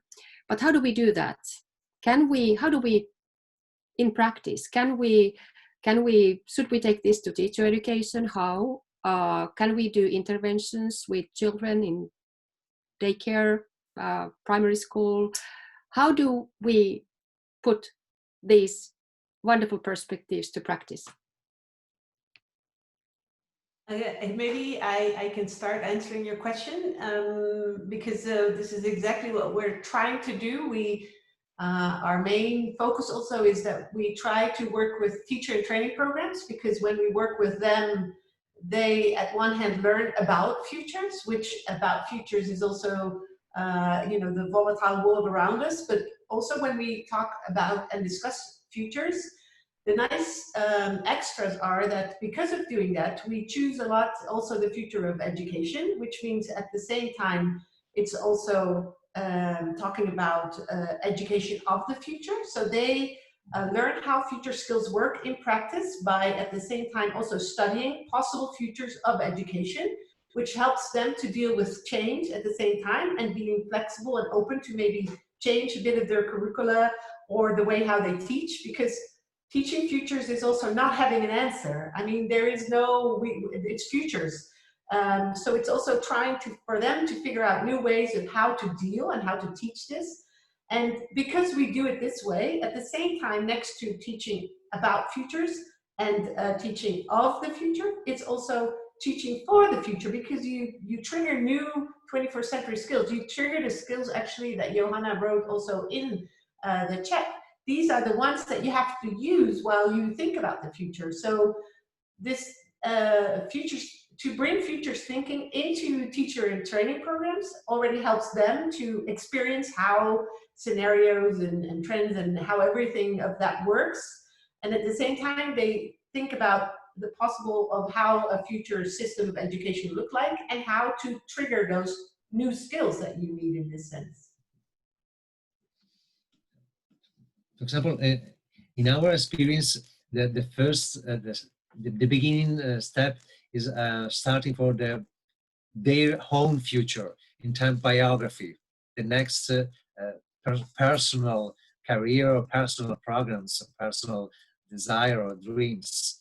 Then using this driving this motivation to a larger vision, the future, their futures in their community.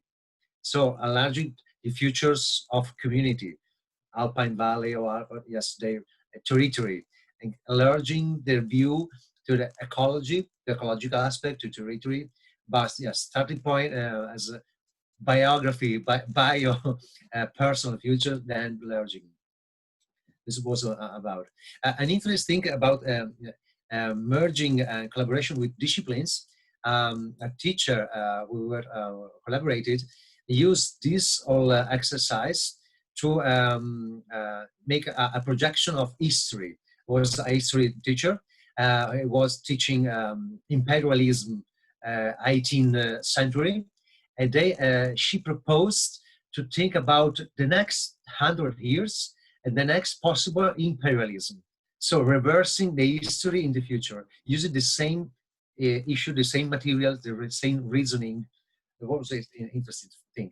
I'll use future skills. Johanna, do you have anything to contribute to that question? Yes, and thank you, Rocco. That was an nice information that you shared last about integrating futures thinking into existing, like Olli-Pekka Heinonen said, traditional subjects at school. That's also possible. We are not promoting here in Finland a separate subject of futures skills. We are trying to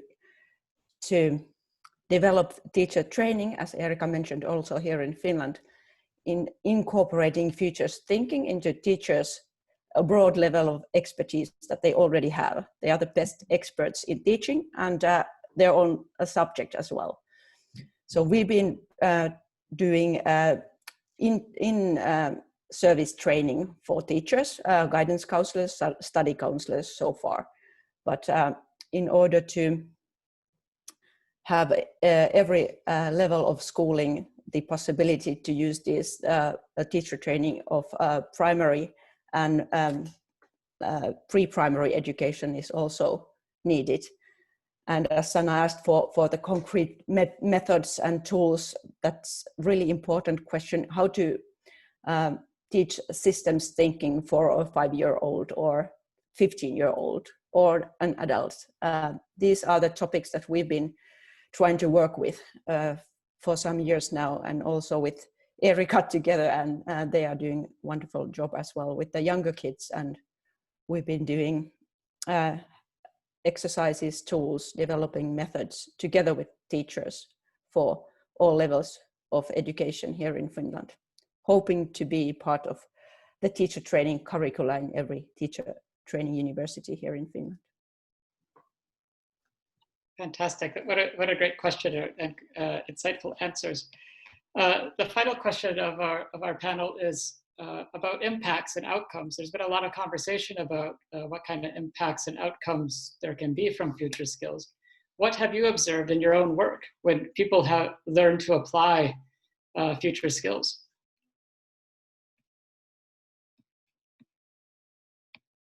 And whoever wants to go first can go. If I could start, I could throw the ball to some of the participants, because I noticed that there are at least 5, maybe more, of our futures guidance students who have been just finishing the 15 credit course this spring. So if you are willing to share any insights you got from the training, there are Merja, Kirsi, lots of others as well who are in there, if you want to share something.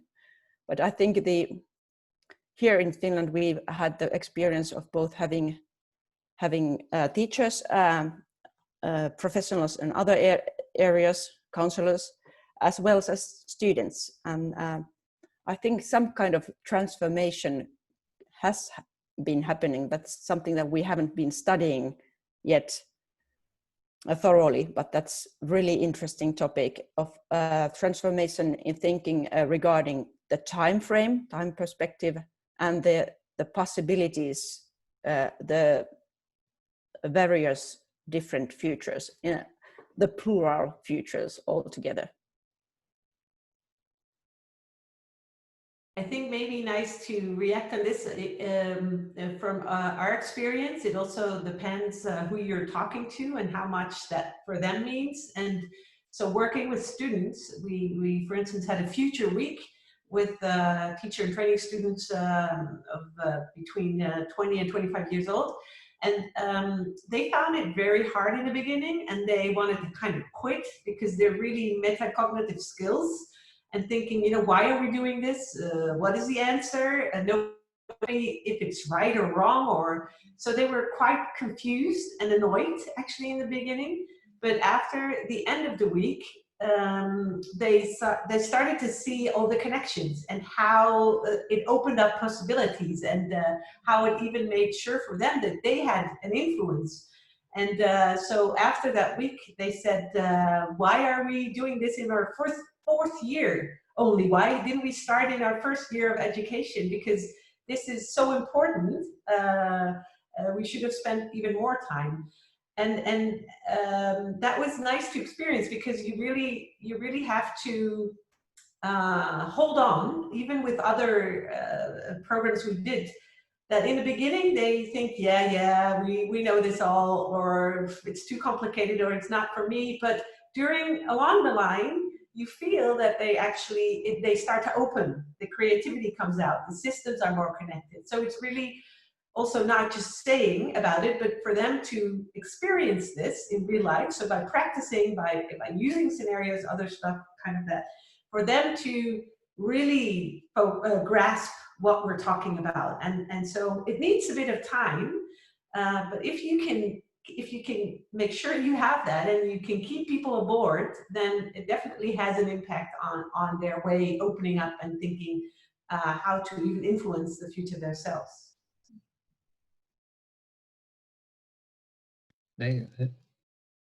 We had similar results in terms of concerning another project with other colleagues of mine dealing with middle school, involving in the last 5 years about 2,000 students. The exercise during we call Futures Lab. We repeated the exercise at the beginning and the end.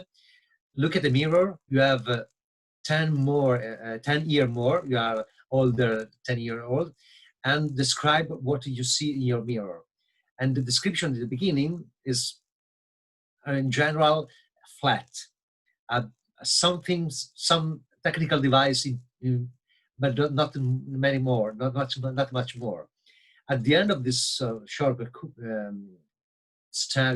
course of the laboratory, they have to describe the same exercise. Look at the mirror, you at 10 years older, and the description is much richer in terms of relationship, in terms of also think activities and dreams also. So comparing this, we call mental design or mental maps of this, the futures changing, their futures were changing. So I agree with Eric Ball said about enlarging, enriching perspectives. Sanna, do you have anything to contribute to the question? Yes, actually a little bit different kind of example. I've been not working with training these future skills, but I've been always working with educational technology. Since that time, we brought these big computers to the classrooms and put one children to sit by the computer, and thought that something wonderful happens now because we can program something smart and wise to the computer that children learn. But since then, the evolution of educational technology, and now we call it digitalization, in education has been very rapid, and the evolution has been very intense. We have had all this internet, and we have had all these mobile learning, and we have had games and augmented reality, virtual reality. Now we are working with artificial intelligence in education. But it is very even surprising that none of these environments, none of the most recent environments or technological solution has never been able to solve the problems and to make learning and your skills for future, so that you are always competent and you enjoy learning and it is fun and enjoyable. But what we have learned from all these efforts, and I think we will continuously learn because there will be always new technology, is that all those opportunities for children and adults working with technology have been very important for training their metacognitive awareness. Being able to understand more about how they learn, how they understand, what kind of information is needed. And also another issue which we also have learned in these COVID times in Finnish schools is that actually all kind of technology is very important to stimulate and facilitate collaborative learning processes.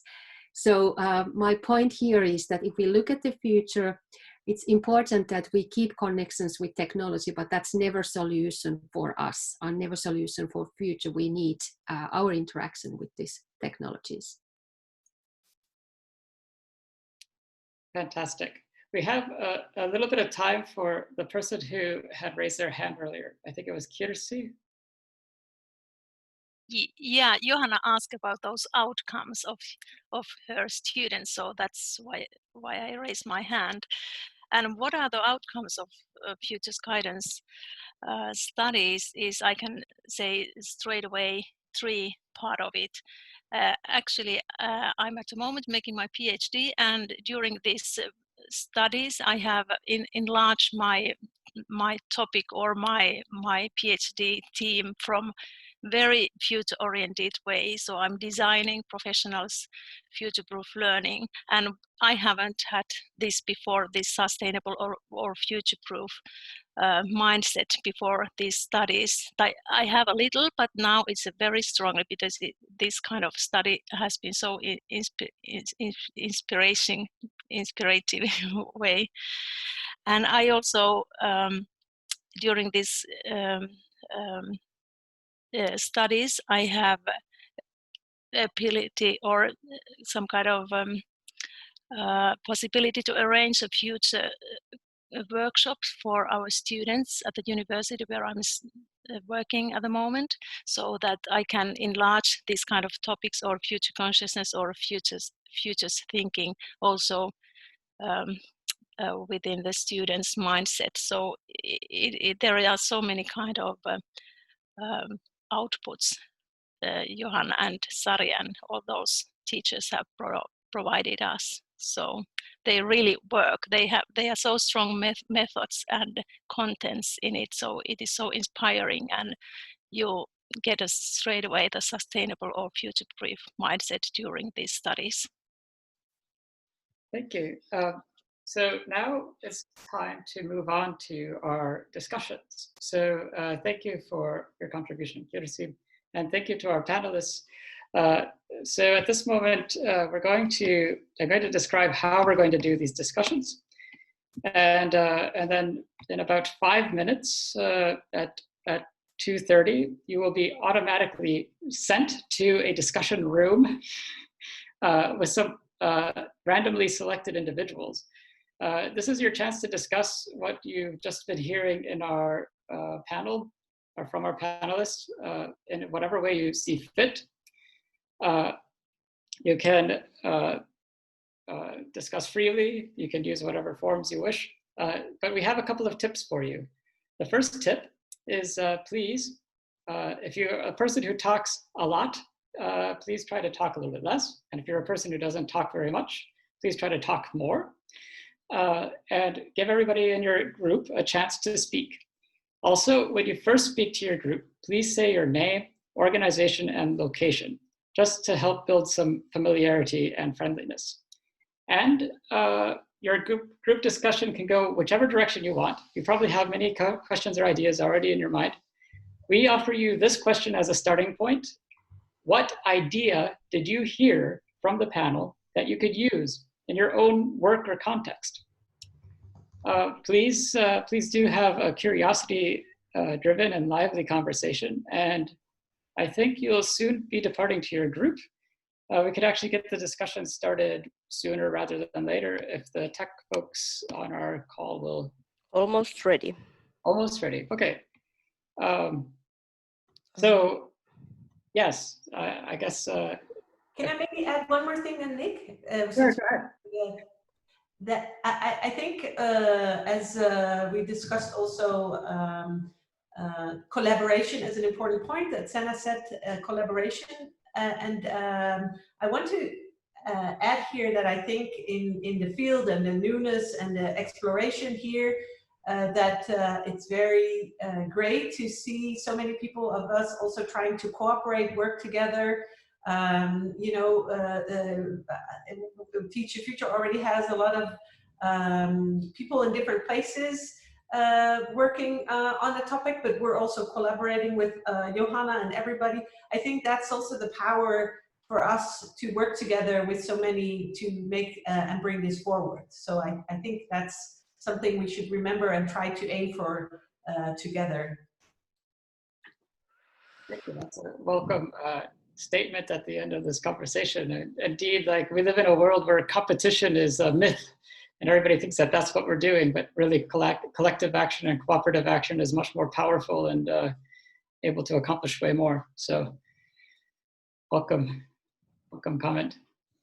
I suppose if any. Yep. We are ready to go to the breakout rooms. All right, here comes the magical teleportation, everybody. Yeah, and enjoy, and if you have problems, so just you can leave the breakout room and come to the main room, but enjoy the discussions and get to know each others.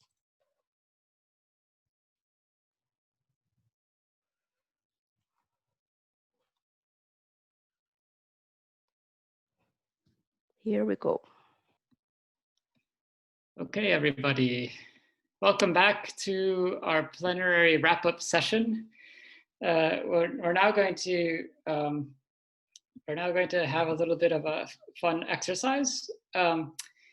We hope everybody had really good conversations. And now to wrap up the overall panel session, we're going to make a word cloud to capture some of the big ideas that have come up during this last several moments. So our prompt for this word cloud will be, how could future skills help people thrive in our volatile world? And to participate in making the word cloud, we would like you to go to menti.com and enter a code that is here on the screen, 701383. And that will take you to a place where you can enter up to 10 ideas, 1 to 3 word answers that you'd like to add to our word cloud. I think that is all the instructions. Please let us know in the chat if you have any difficulties. And again, the number in Menti is 701383. Could you please send the instructions again in the chat? Yo. I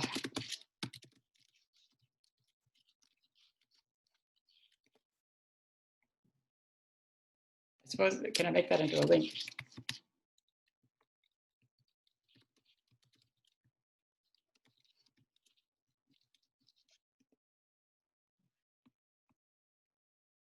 And I'm going to share my screen so you can see all the answers coming in.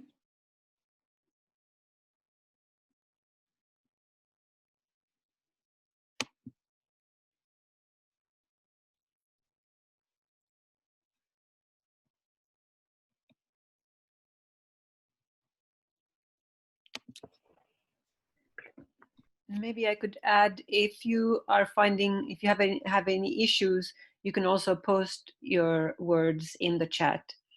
We will pick them up from there, but please first try the Menti.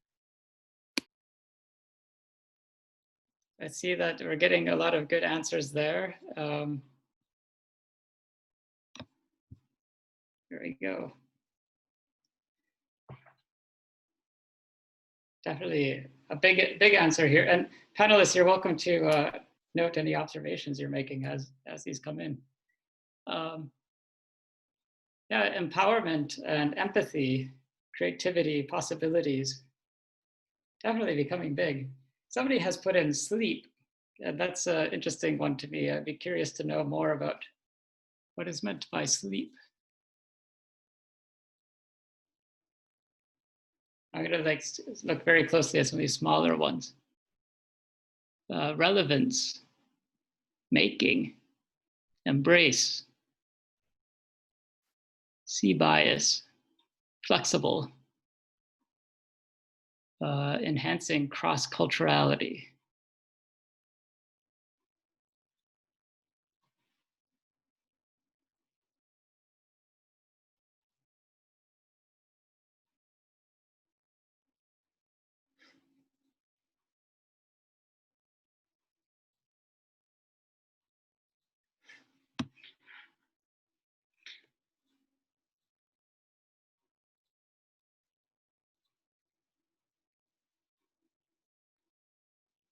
It's also now agility and regulation, possibilities, growth, cooperation, collaboration, compassion.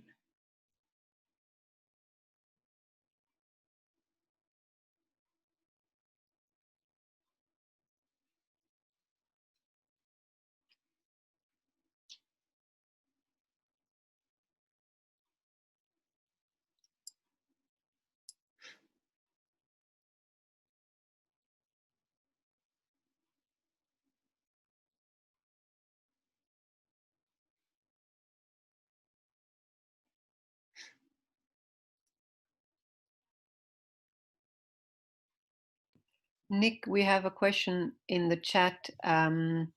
Is it the people we want to thrive? Well, I would think so, but I suppose you might need to take into consideration other Earthlings, you know, our fellow species.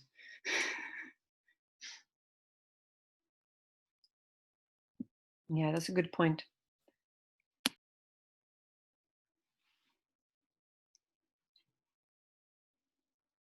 I'm noticing this this blue one, less anxiety, is floating around, and that's really quite an interesting idea that maybe these future skills can help reduce social and individual anxiety, promote well-being, growth mindset. It looks like it's stabilized.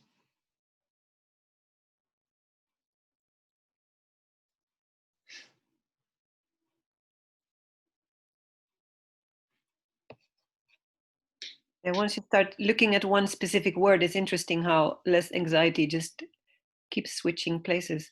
But I would think maybe it also relates to climate anxiety, which is something that has been discussed recently quite a lot. Oh, yes. So if you know you have skills to tackle things, then maybe, and maybe that's the, some people in the chat were commenting on the sleep comment. Maybe it means that when you know that you have skills for the future, then you sleep better because you have less anxiety. I don't know. I guess I need to work on my own future skills. This is really lovely to have all these observations in the chat. Keep on bringing those in.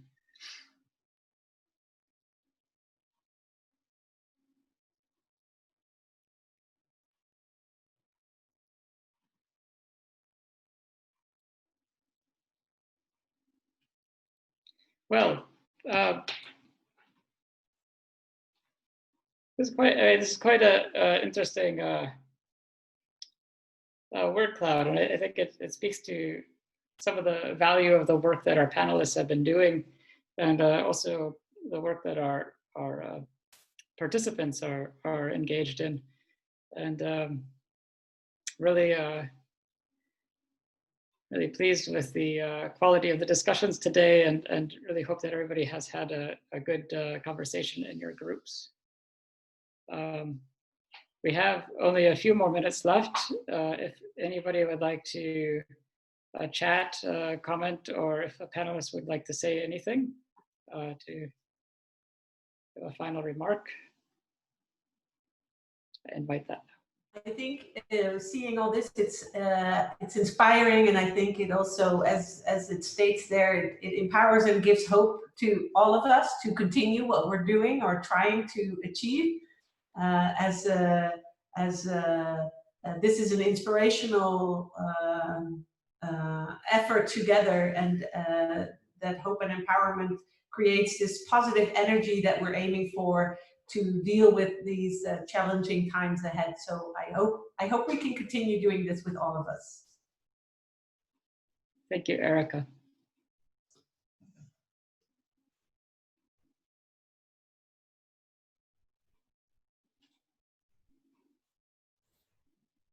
Are there any more comments in the chat?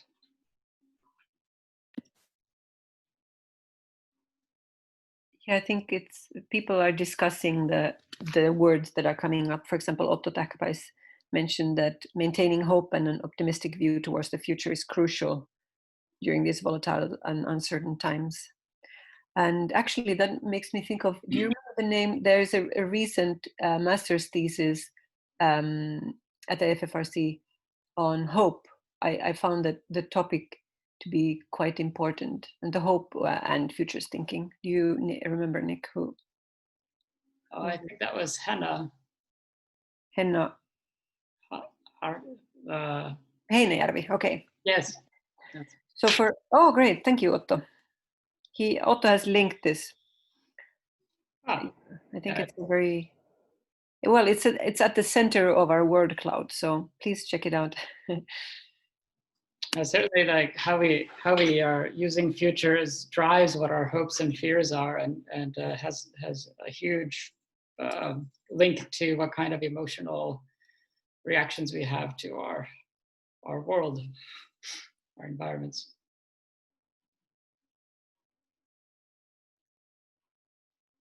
I think the word cloud is stable.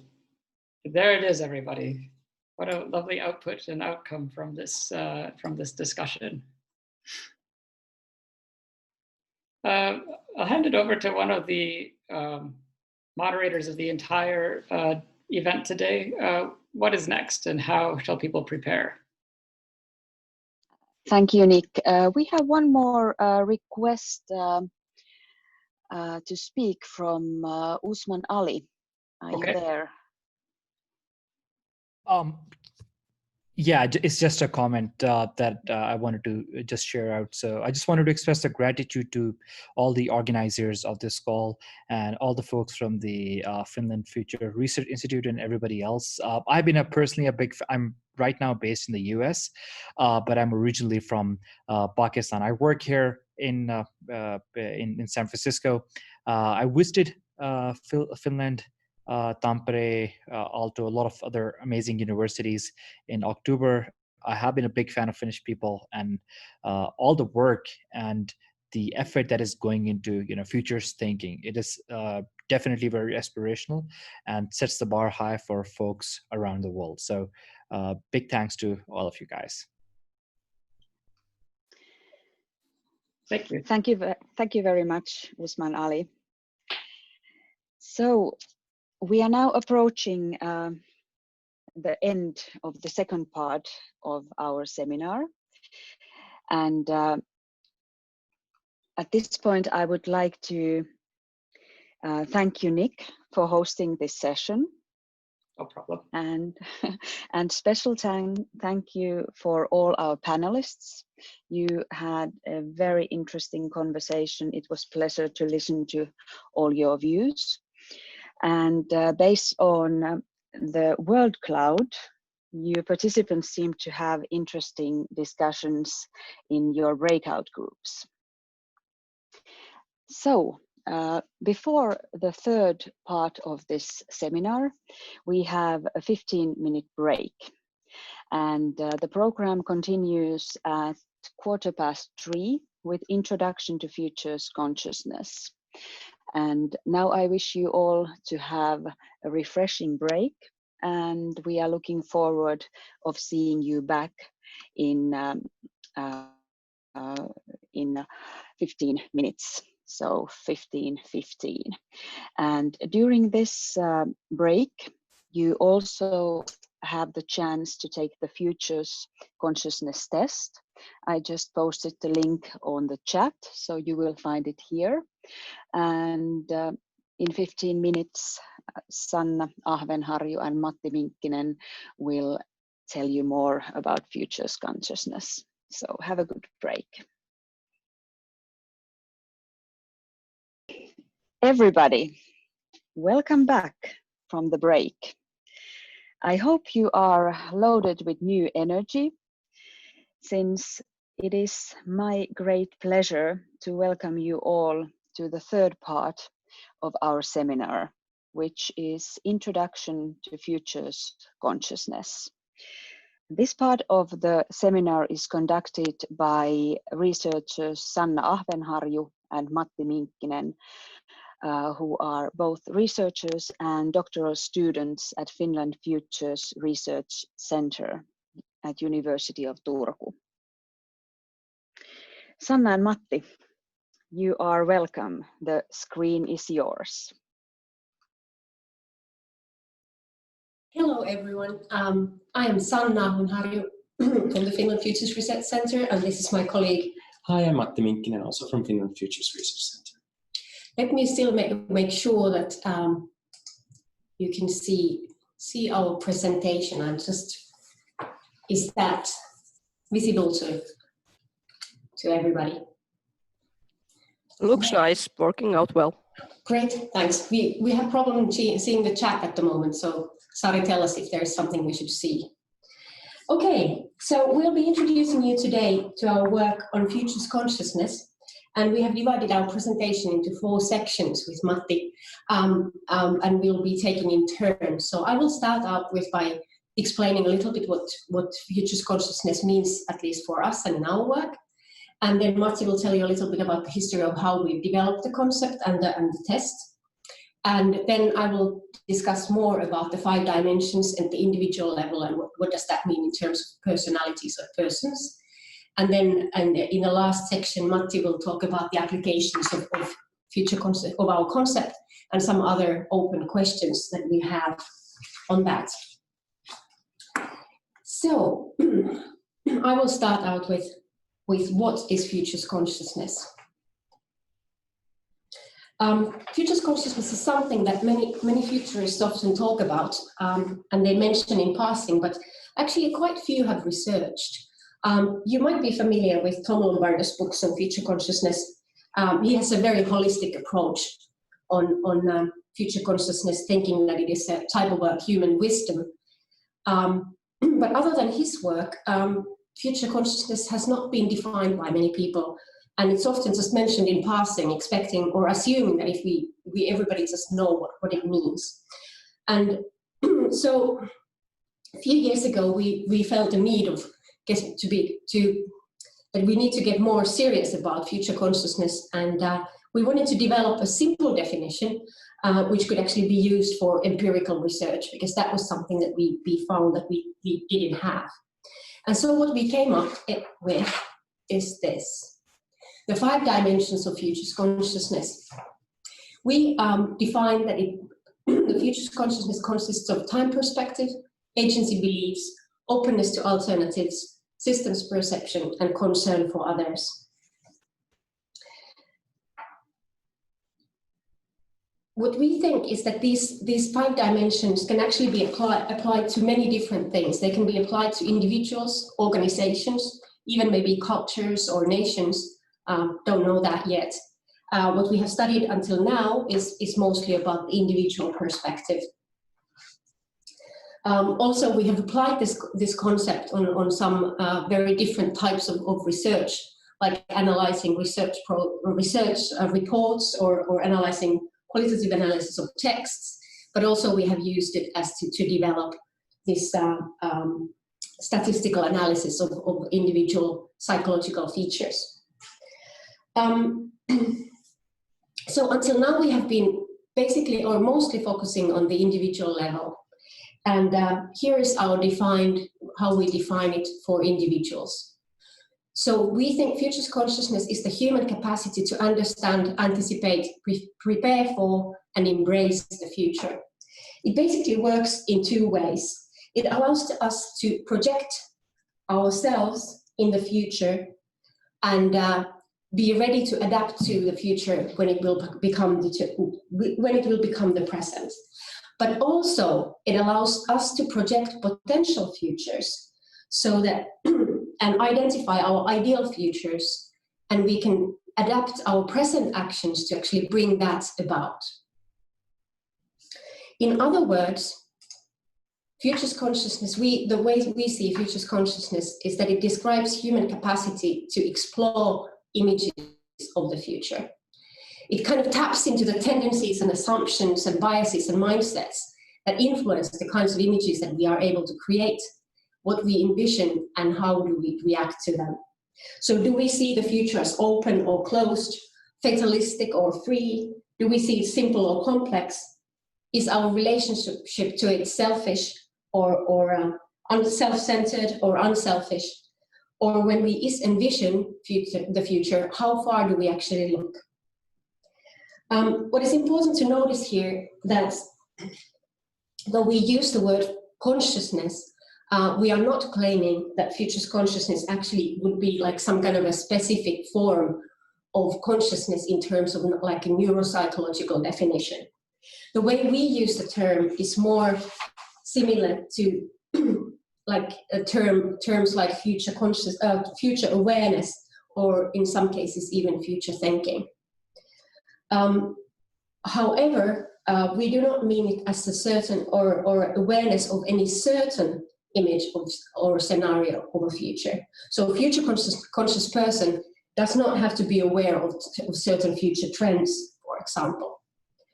Another important point to mention here is that we think that future consciousness is something that is purely a mental process. So there is no action or behavior required. In theory, you can be very future conscious and just sit on your sofa. Of course, ideally, well, if you have a very strong future consciousness, you do want to get out of your sofa and actually do something. But that action is then something else than future consciousness. So it's my time to actually leave the floor to Matti, but before that I will just share with you information about the main articles which we have written with Matti and 3 other colleagues from the field of psychology, Fanny Lalo from the University of Kent, Alan Kuyamsaari from the University of Geneva, and Enrico Wensing from the Old Dominion University. And there are also a couple of other articles we've published, but these are the main ones covering the issues we are discussing today. So, Matti. Okay, thank you. Right, so next I'll say a few words about about how we developed the concept of futures consciousness, the 5-dimensional concept of futures consciousness, and the scale to measure it. And I'll try to keep the story as short as possible, not going too much into the details. But the starting point for us was that we wanted to, or we didn't want to reinvent the wheel. We didn't want to come up with a new concept sort of out of the blue, kind of from scratch, but we wanted to draw on as much as possible of the kind of rich traditions of future studies, foresight, and also other fields, other relevant fields. So we wanted to take relevant insights from these long traditions. And what we found, as Sanna already hinted, was that there are lots of discussions about very similar concepts, such as futures consciousness, similar to futures consciousness, such as future orientation, prospective attitude, prospection, futures literacy. And these come from different fields, psychology, social sciences, not only foresight and future studies.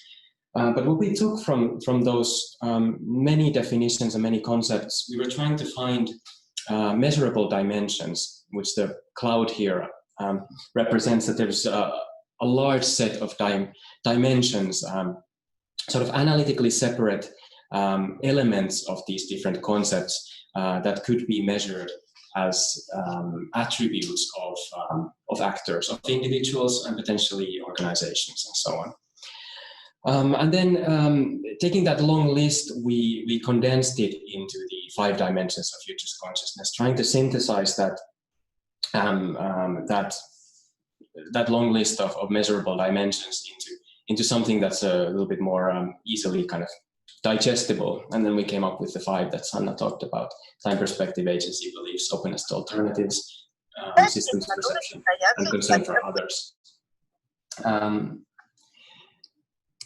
And here's just an example of that work where there are a couple of actually relatively old by our standards, I suppose, in future studies, definitions. We have Oysten Sande's dimensions of future consciousness from the 70s, and Gaston Berger's perspective attitude from the 1960s.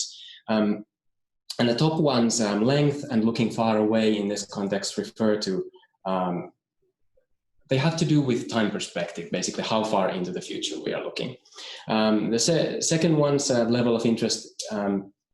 Level of interest in Sande's formulation means local or global and so on. So that means it is related to this idea of looking breadthwise at interactions, because both have to do with systemic considerations. So that's just one example. And there was like I said, a long list of these different definitions that we looked at.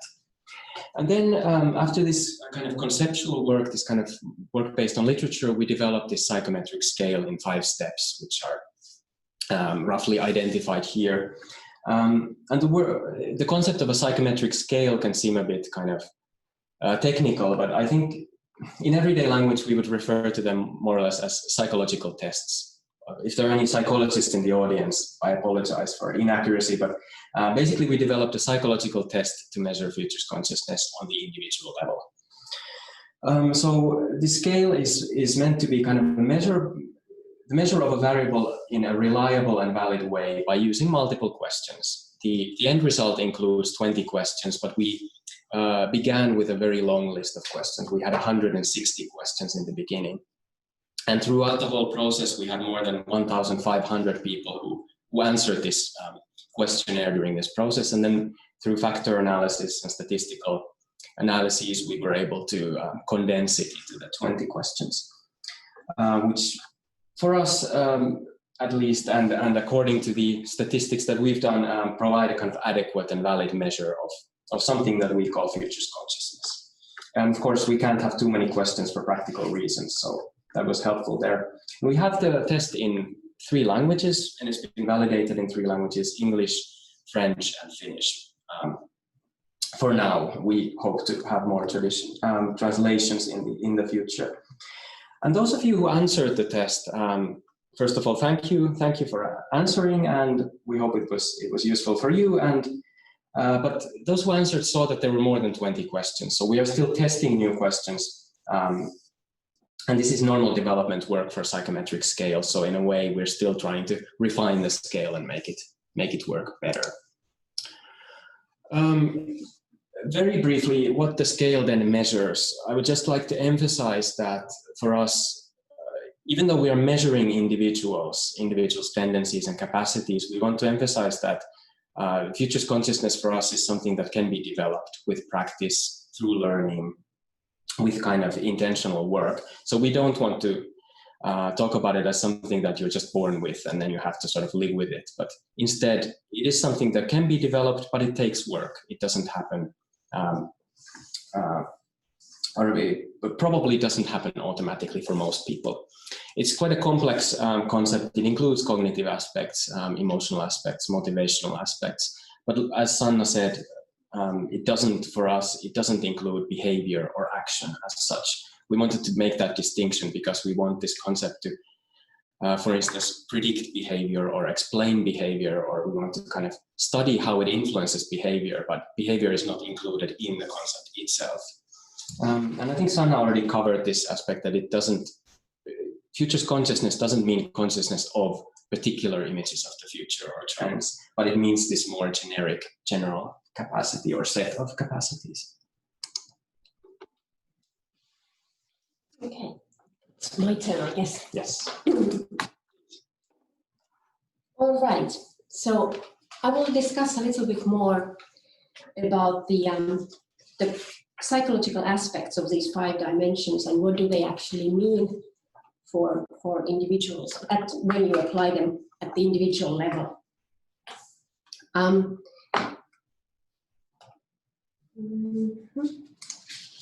So here's just a reminder for those who might still be interested in making the test. You can find it at the address fctest.u2fi, and there are 2 different keys depending on the language you'd like to make the test in. If you have done that test, you might have been wondering that what do the results actually mean for you, and I hope that my following slides will maybe clarify at least some of your questions. But before I get to that, I'd like to point out that the way how we've constructed the concept of futures consciousness, it is so that it can be developed. So whatever you got from your test, it's not fixed. That these things are such that they can be improved, or you can practice them, and also they can change depending on your experiences. So going into the 5 dimensions, the first one, time perspective. Time perspective emphasizes the fact that we understand the past, present, and future, and how these actions today actually have consequences, either today, tomorrow, or in the far distant future. And this actually is linked to systemic thinking as well, as you can see. Another aspect is that we value long-term thinking, and we understand the importance for long-term thinking, especially at the current state of human societies, which have become so complex and overpopulated this planet, that we really do need long-term thinking far more than before. The typical assumptions that are related to time perspective are, for example, futures discounting, that our tendency to underestimate the value of impacts of things that are happening in the distant future, that we see them much less important than those which are happening today. Also, some of us are much more ready to make sacrifices today to achieve something in the future, whereas others are not ready to do that. An interesting thing is also that how we think about problems, that some people are very keen on trying to prevent problems future problems already today when they are kind of in our sight, and others have more kind of a trust in the future, thinking that we can leave these problems and face them when they come, and we can try to solve them at that time. Long-term thinking is interestingly related to abstract thinking and creativity. Psychological research has shown how the further you think ahead, the more kind of creative results you might get. There was, for example, an example of a test where participants were asked to imagine future 50 years ahead, and another group which was trying to imagine future only about 5 years ahead. And after that, they did a creativity test. And the group which had been thinking 50 years ahead got much higher results than the one looking at the very close future. So it encourages this kind of abstract thinking when we kind of think further ahead. An interesting thing here is also that if we do simulation exercises, that we imagine future events and try to think of them to become reality, doing this kind of exercise actually reduces these biases and the discount effect. The next dimension is agency beliefs, and that emphasizes our trust in our ability that we can act, and that our actions will actually have impacts in how future events unfold. Another aspect of that is to actually understand what can be influenced and how, so that we do not spend our energies in doing wrong things. Some of the basic assumptions that people have in this aspect are that some of us are much more fatalistic about the future, whereas others have much stronger sense of power of their lives and the events happening in their lives. An interesting thing is also that future or agency beliefs, that in thinking in terms of your agency, it's not so much of a question what your real possibilities are, but what you feel that you can influence. Because that feeling will result either in passive or active behavior. And once we get positive experiences and we kind of get this kind of a positive feedback loop, that enhances further our beliefs in our agency. And once we increase that, we also start seeing much more possibilities to change and places where we can make an influence than if we wouldn't have that strong sense of agency beliefs. An interesting aspect is also that optimism actually builds trust in ourselves and agency. And while pessimists can also be very future conscious, they are usually the ones who stay on that sofa and do not believe that they can actually do something. Whereas optimists, they have more positive understanding of their potential to make a difference. Then the third dimension, systems perception. This dimension emphasizes the fact that we see the interconnectedness between humans and natural systems, and we understand how we live in complex web of relationships between people, societies, and ecosystems, and how human systems cannot survive without the natural systems. Another aspect is that we understand the complex consequences of the decisions that we make, that we are able to recognize the importance of our choices and their potential impacts, either on the near future, in the far future, or in terms of space, in the near or in somewhere further away. The basic assumptions related to this are that some of us are more likely to think in big pictures or understand the big picture, think in holistical ways, and see the world as a great complex of interdependencies, whereas some other people see life as kind of filled with single, unconnected, separate spheres of action. Also, some of us feel that that nature is part of our self-understanding, whereas others see themselves as separate from the nature or even independent from the natural systems. Lacking systems perception has also an interesting link to agency, because if we do not understand the connections around us, it's really easy to think that it doesn't matter what we do. Then, concern for others. Concern for others describes the understanding of the interdependencies between all humanity. So now we're talking just humans, not other systems. And it also that we understand that we are on the same boat, and that our futures are interconnected with other people's futures. And this naturally brings in this next aspect, which is that we have motivation to improve the life of others and beyond ourselves, that we understand that to achieve a good life, we actually have to try to achieve that for the same for others as well. Commitment to act according on morals can lead to that fact that some of us are much more willing to sacrifice our own satisfaction for common good, whereas others are focusing mainly on their own gains or the gains for those closest to them. And this is an interesting aspect, that some people identify themselves with much more with people around themselves, very close to them, whereas there are people also who identify with the whole population in the planet, and of course there are many different levels in between that. This is also this aspect or this dimension of future consciousness brings is kind of the fact that we can combine our values and passion. Like many studies have shown that working for others or taking care of others is one of the main sources for human happiness. And an important aspect here is that much of the concern of others is of course building on the fact that people are empathetic, and empathy is a natural skill that we all have. We all have the kind of cognitive skills for that and cognitive abilities for that, but it is a skill that needs practice, that without practice it doesn't grow and it doesn't develop.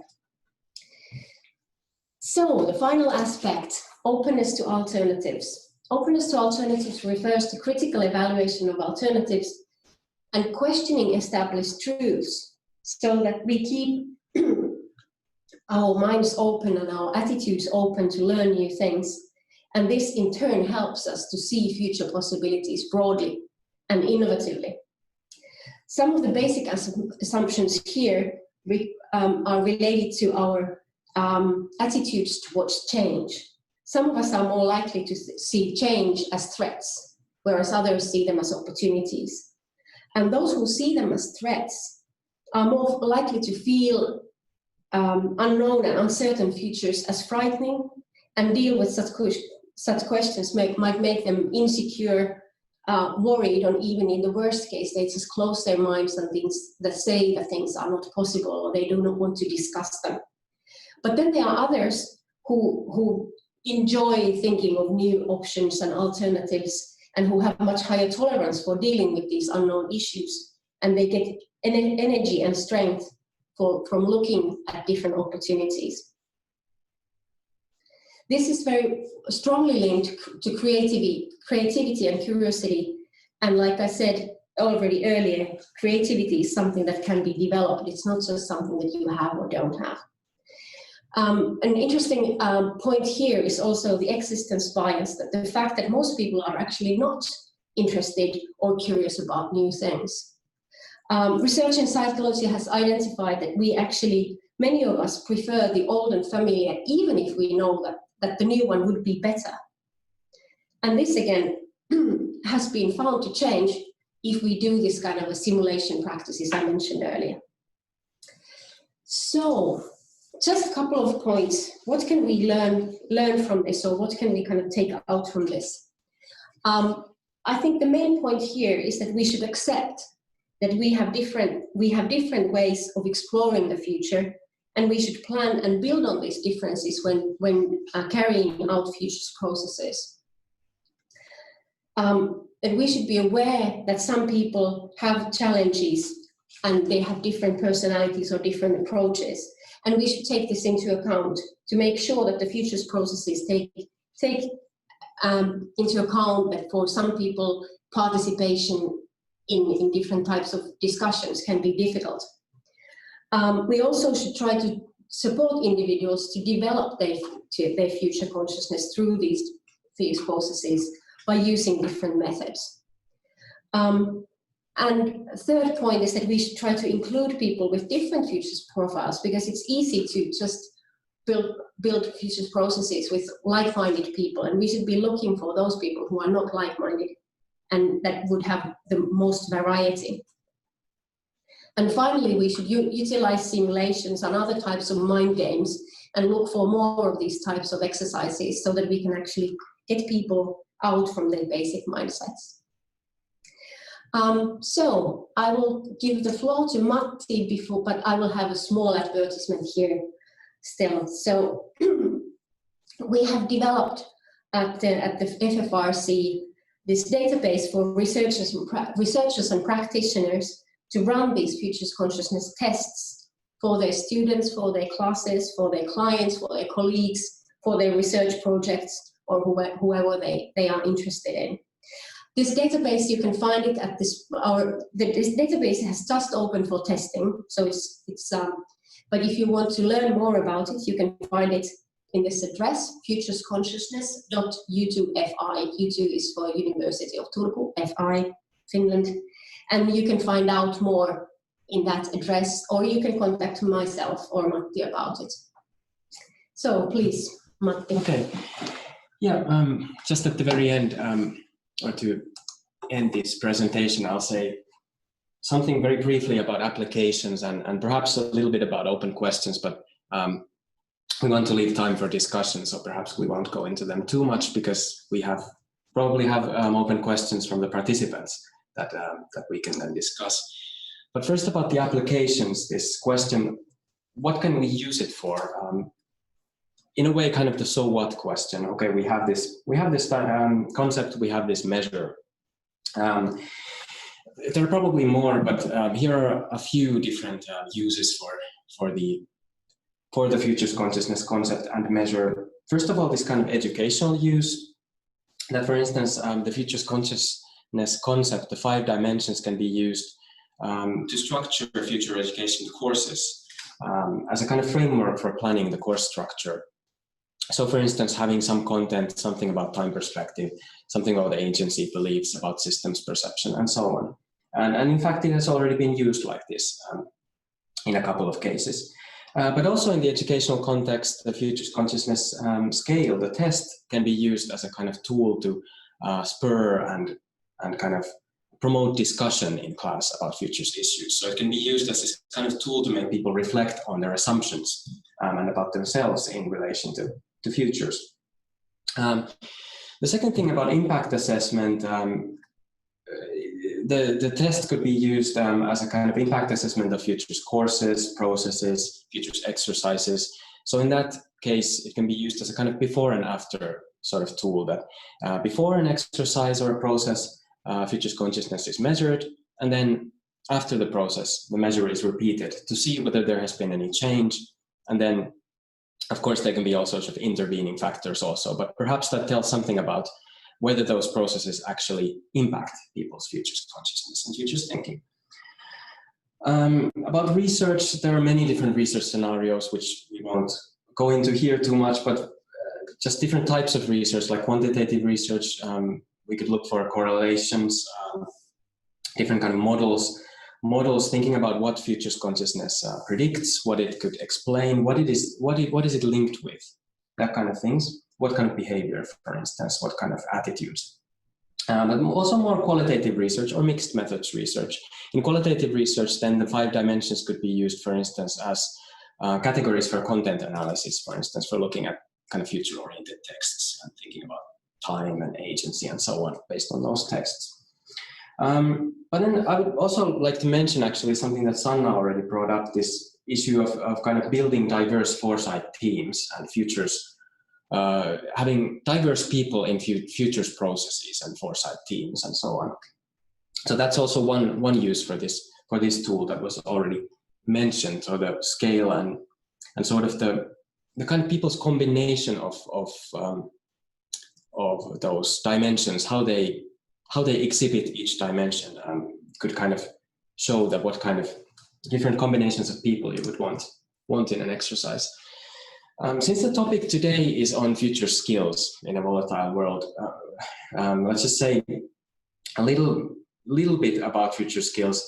I mean, the relation of futures consciousness to future skills and competences. I mean, this is a complex question, and it must be said that the conceptual work is still ongoing, and this is a moving target very much. So we would just like to make a tentative proposal that people are free to disagree with. But what we propose is that futures consciousness could be seen somehow as a somewhat kind of fundamental kind of basis for building future skills, building more specific skills, such as those associated with futures literacy.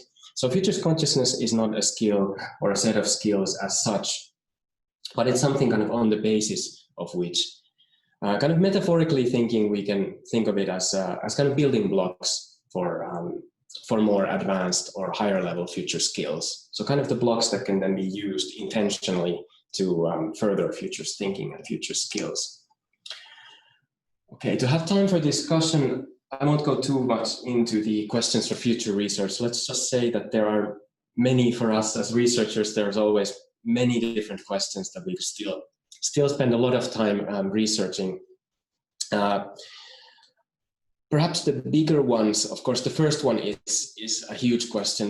To what extent does the 5-dimensional structure and our measure for the concept, the scale, how do those work in different cultural contexts? Because the development work has been done in the Western context, basically. So in very different cultures, looking at the global South, for instance, or East Asia, how would the measure work? Of course, we wanted to make it as generic as possible. That's been our intention, but still there are some open questions and it needs further work to test it.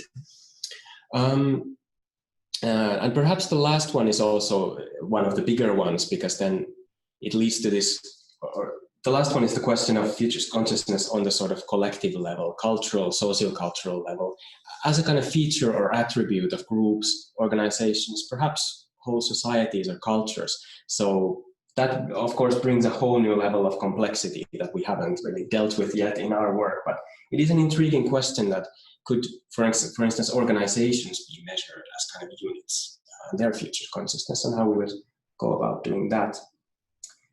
But with these questions, we would actually like to open the floor for your questions, which can be something completely different. So we invite all the participants for a discussion about futures consciousness and future skills. Thanks from our part. Thank you, Sanna and Matti, for the introduction of this interesting and meaningful concept of futures consciousness. I know Hazel has some questions there, and we have something like 10 minutes for the discussion. So you're welcome, Hazel. The screen is yours. Thank you. And thank you, Sanna and Matti. I've always found this a very interesting tool, and now I know a little bit more again about it.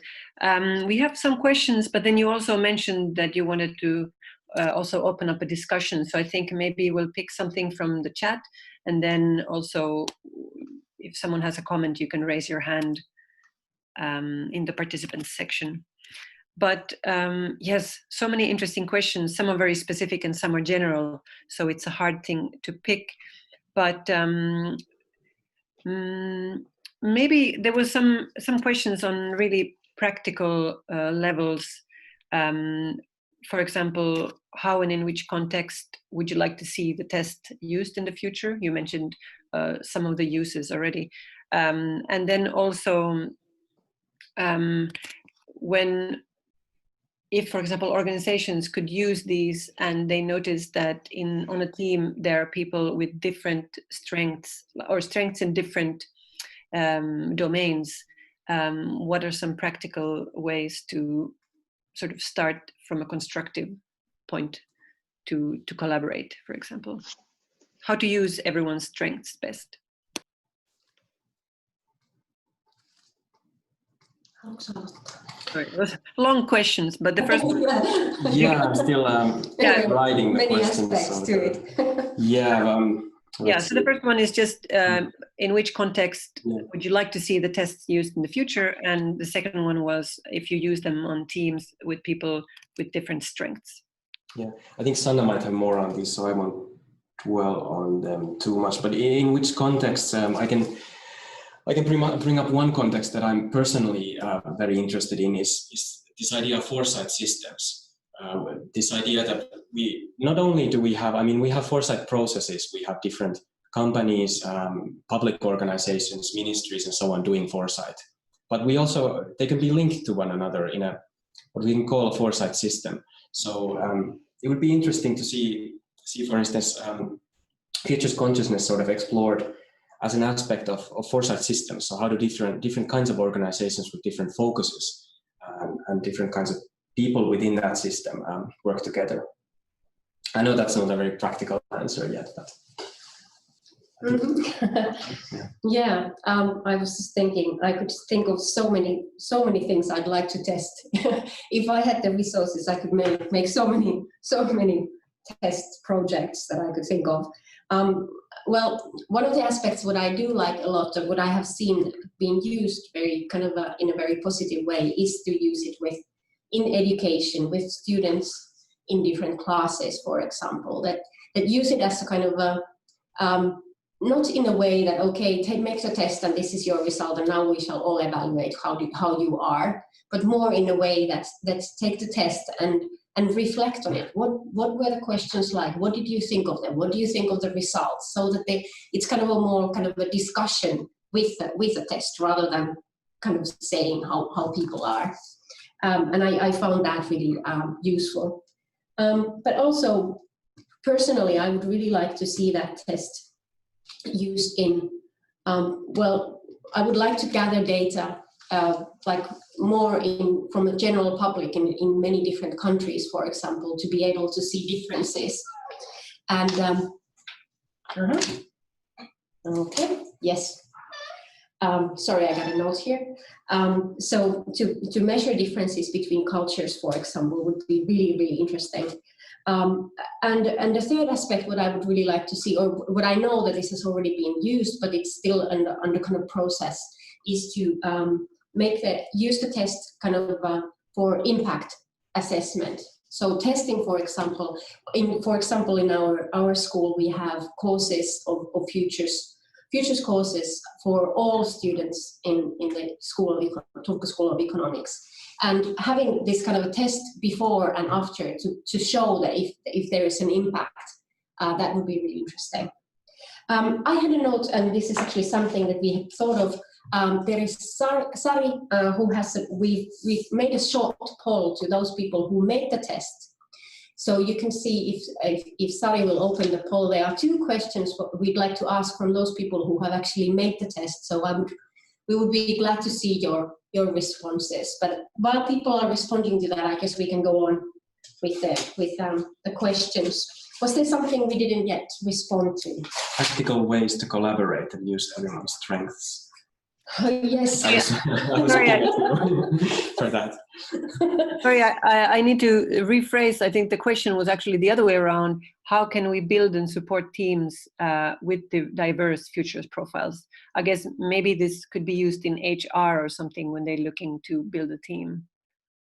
Yes, that's very true. And I think the most important thing is to be aware of this. Like, I have seen many foresight processes where often people who are somehow thought of as being difficult are being left out.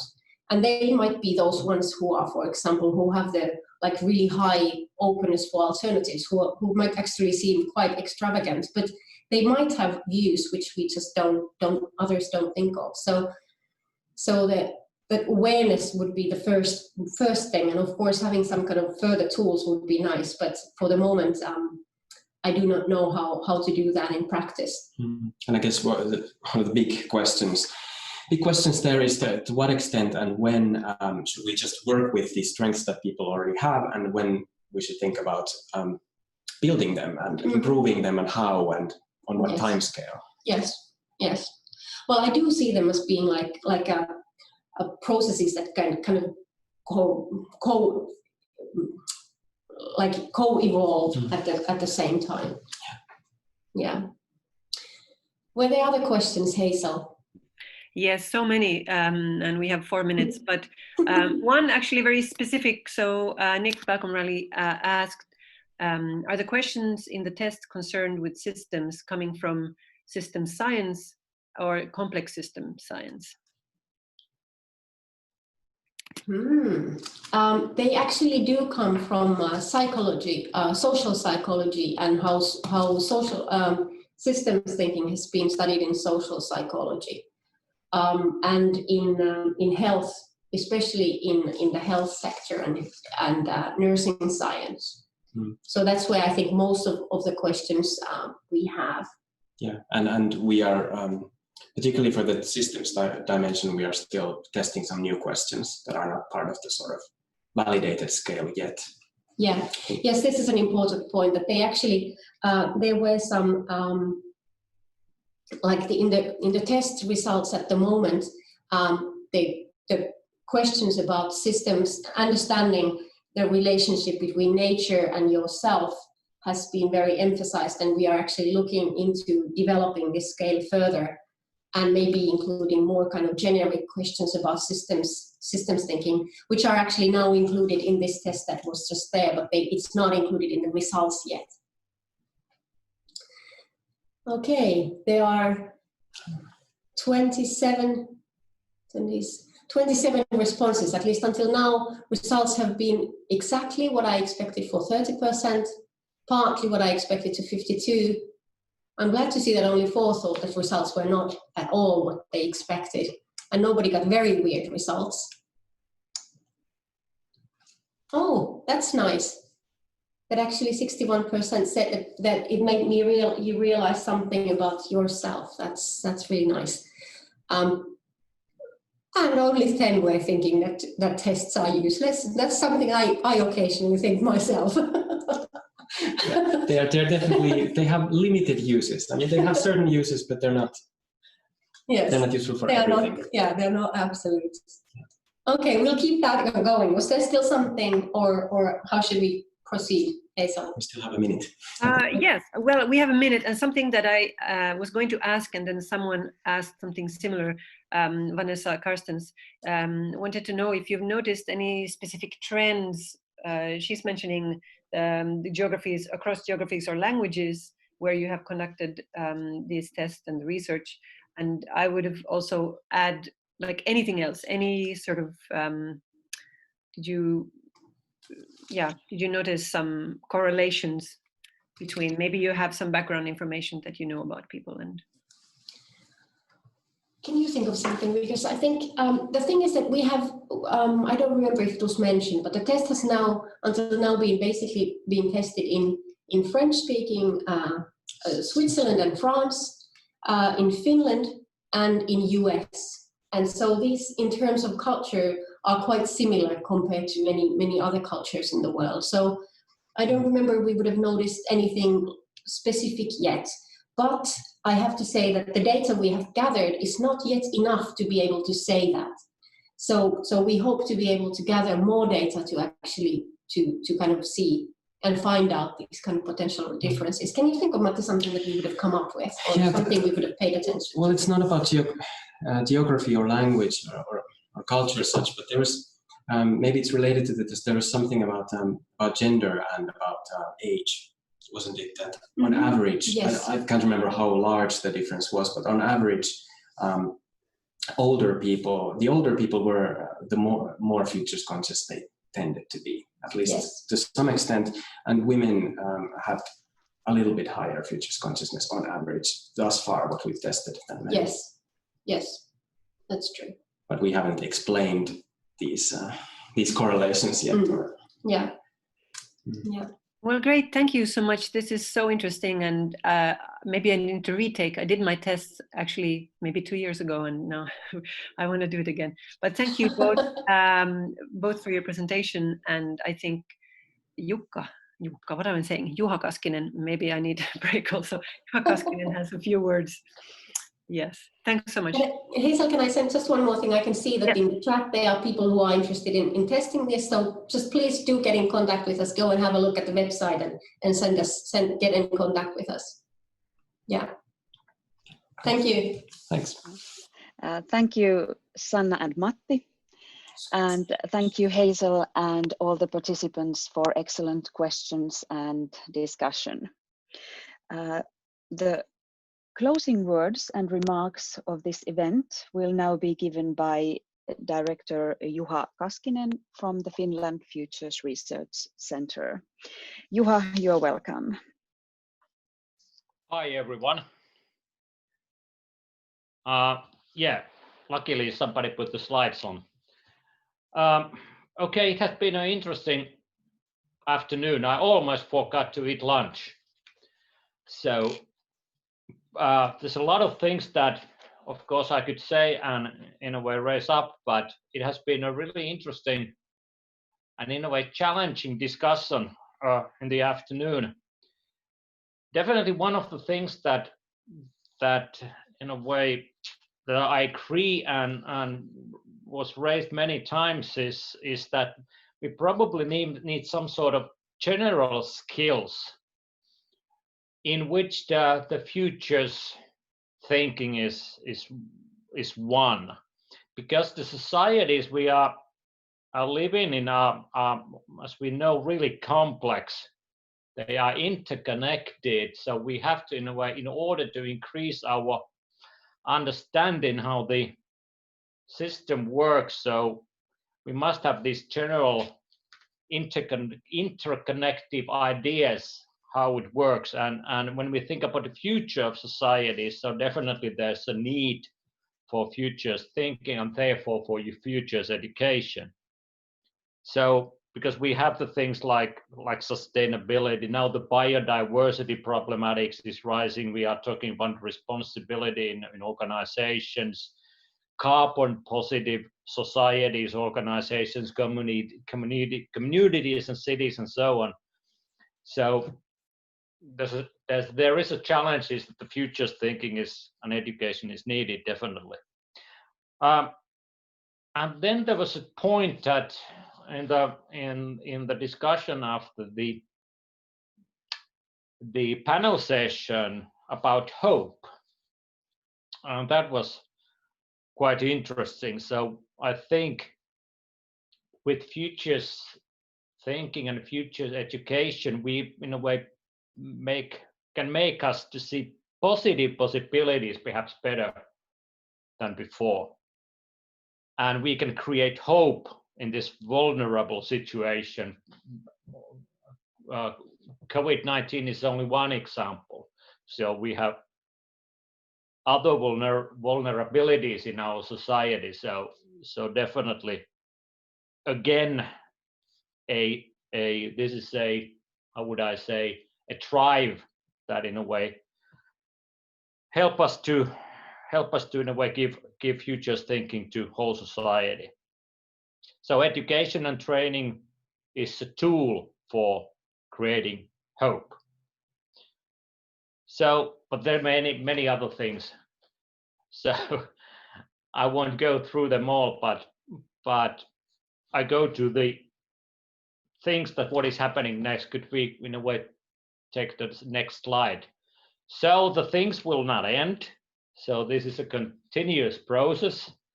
We will have another pre-event for our Futures Conference 2021. And the title is The Learning for Transformation. It will take place on October 9th.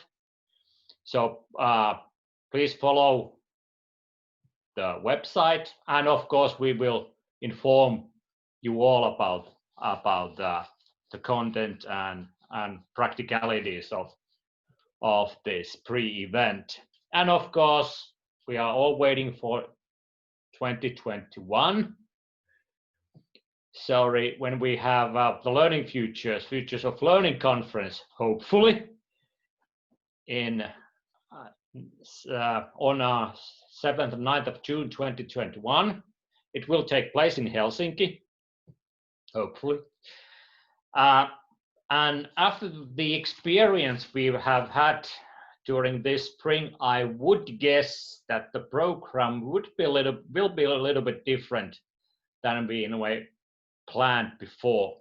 Definitely we have learned a lot about the distant work, webinars and things like that. So I think we will in a way rewrite the program a bit, but the main content will be the same.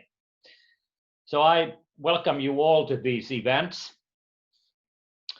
And now it's time for thanks. So many thanks to our speakers, presenters. You have given us so insightful thoughts. And of course, without participants, none of these events will happen. So my sincere thanks to all of you who have taken part. I think we have still 80 people left. And of course, I have to thank our skillful staff. I think we will have some like 10 people involved in making this true. So I think we managed quite well without any serious problems. So thank you all for this and for building an interesting and varied program. It was nice to have questions and panel and speeches. So I think we can, in a way, have this type of event also in October. So I hope to hear and see you all firstly on October in our next webinar, and secondly in June 2021 in Helsinki. So without these words, I declare the webinar closed. Thank you all.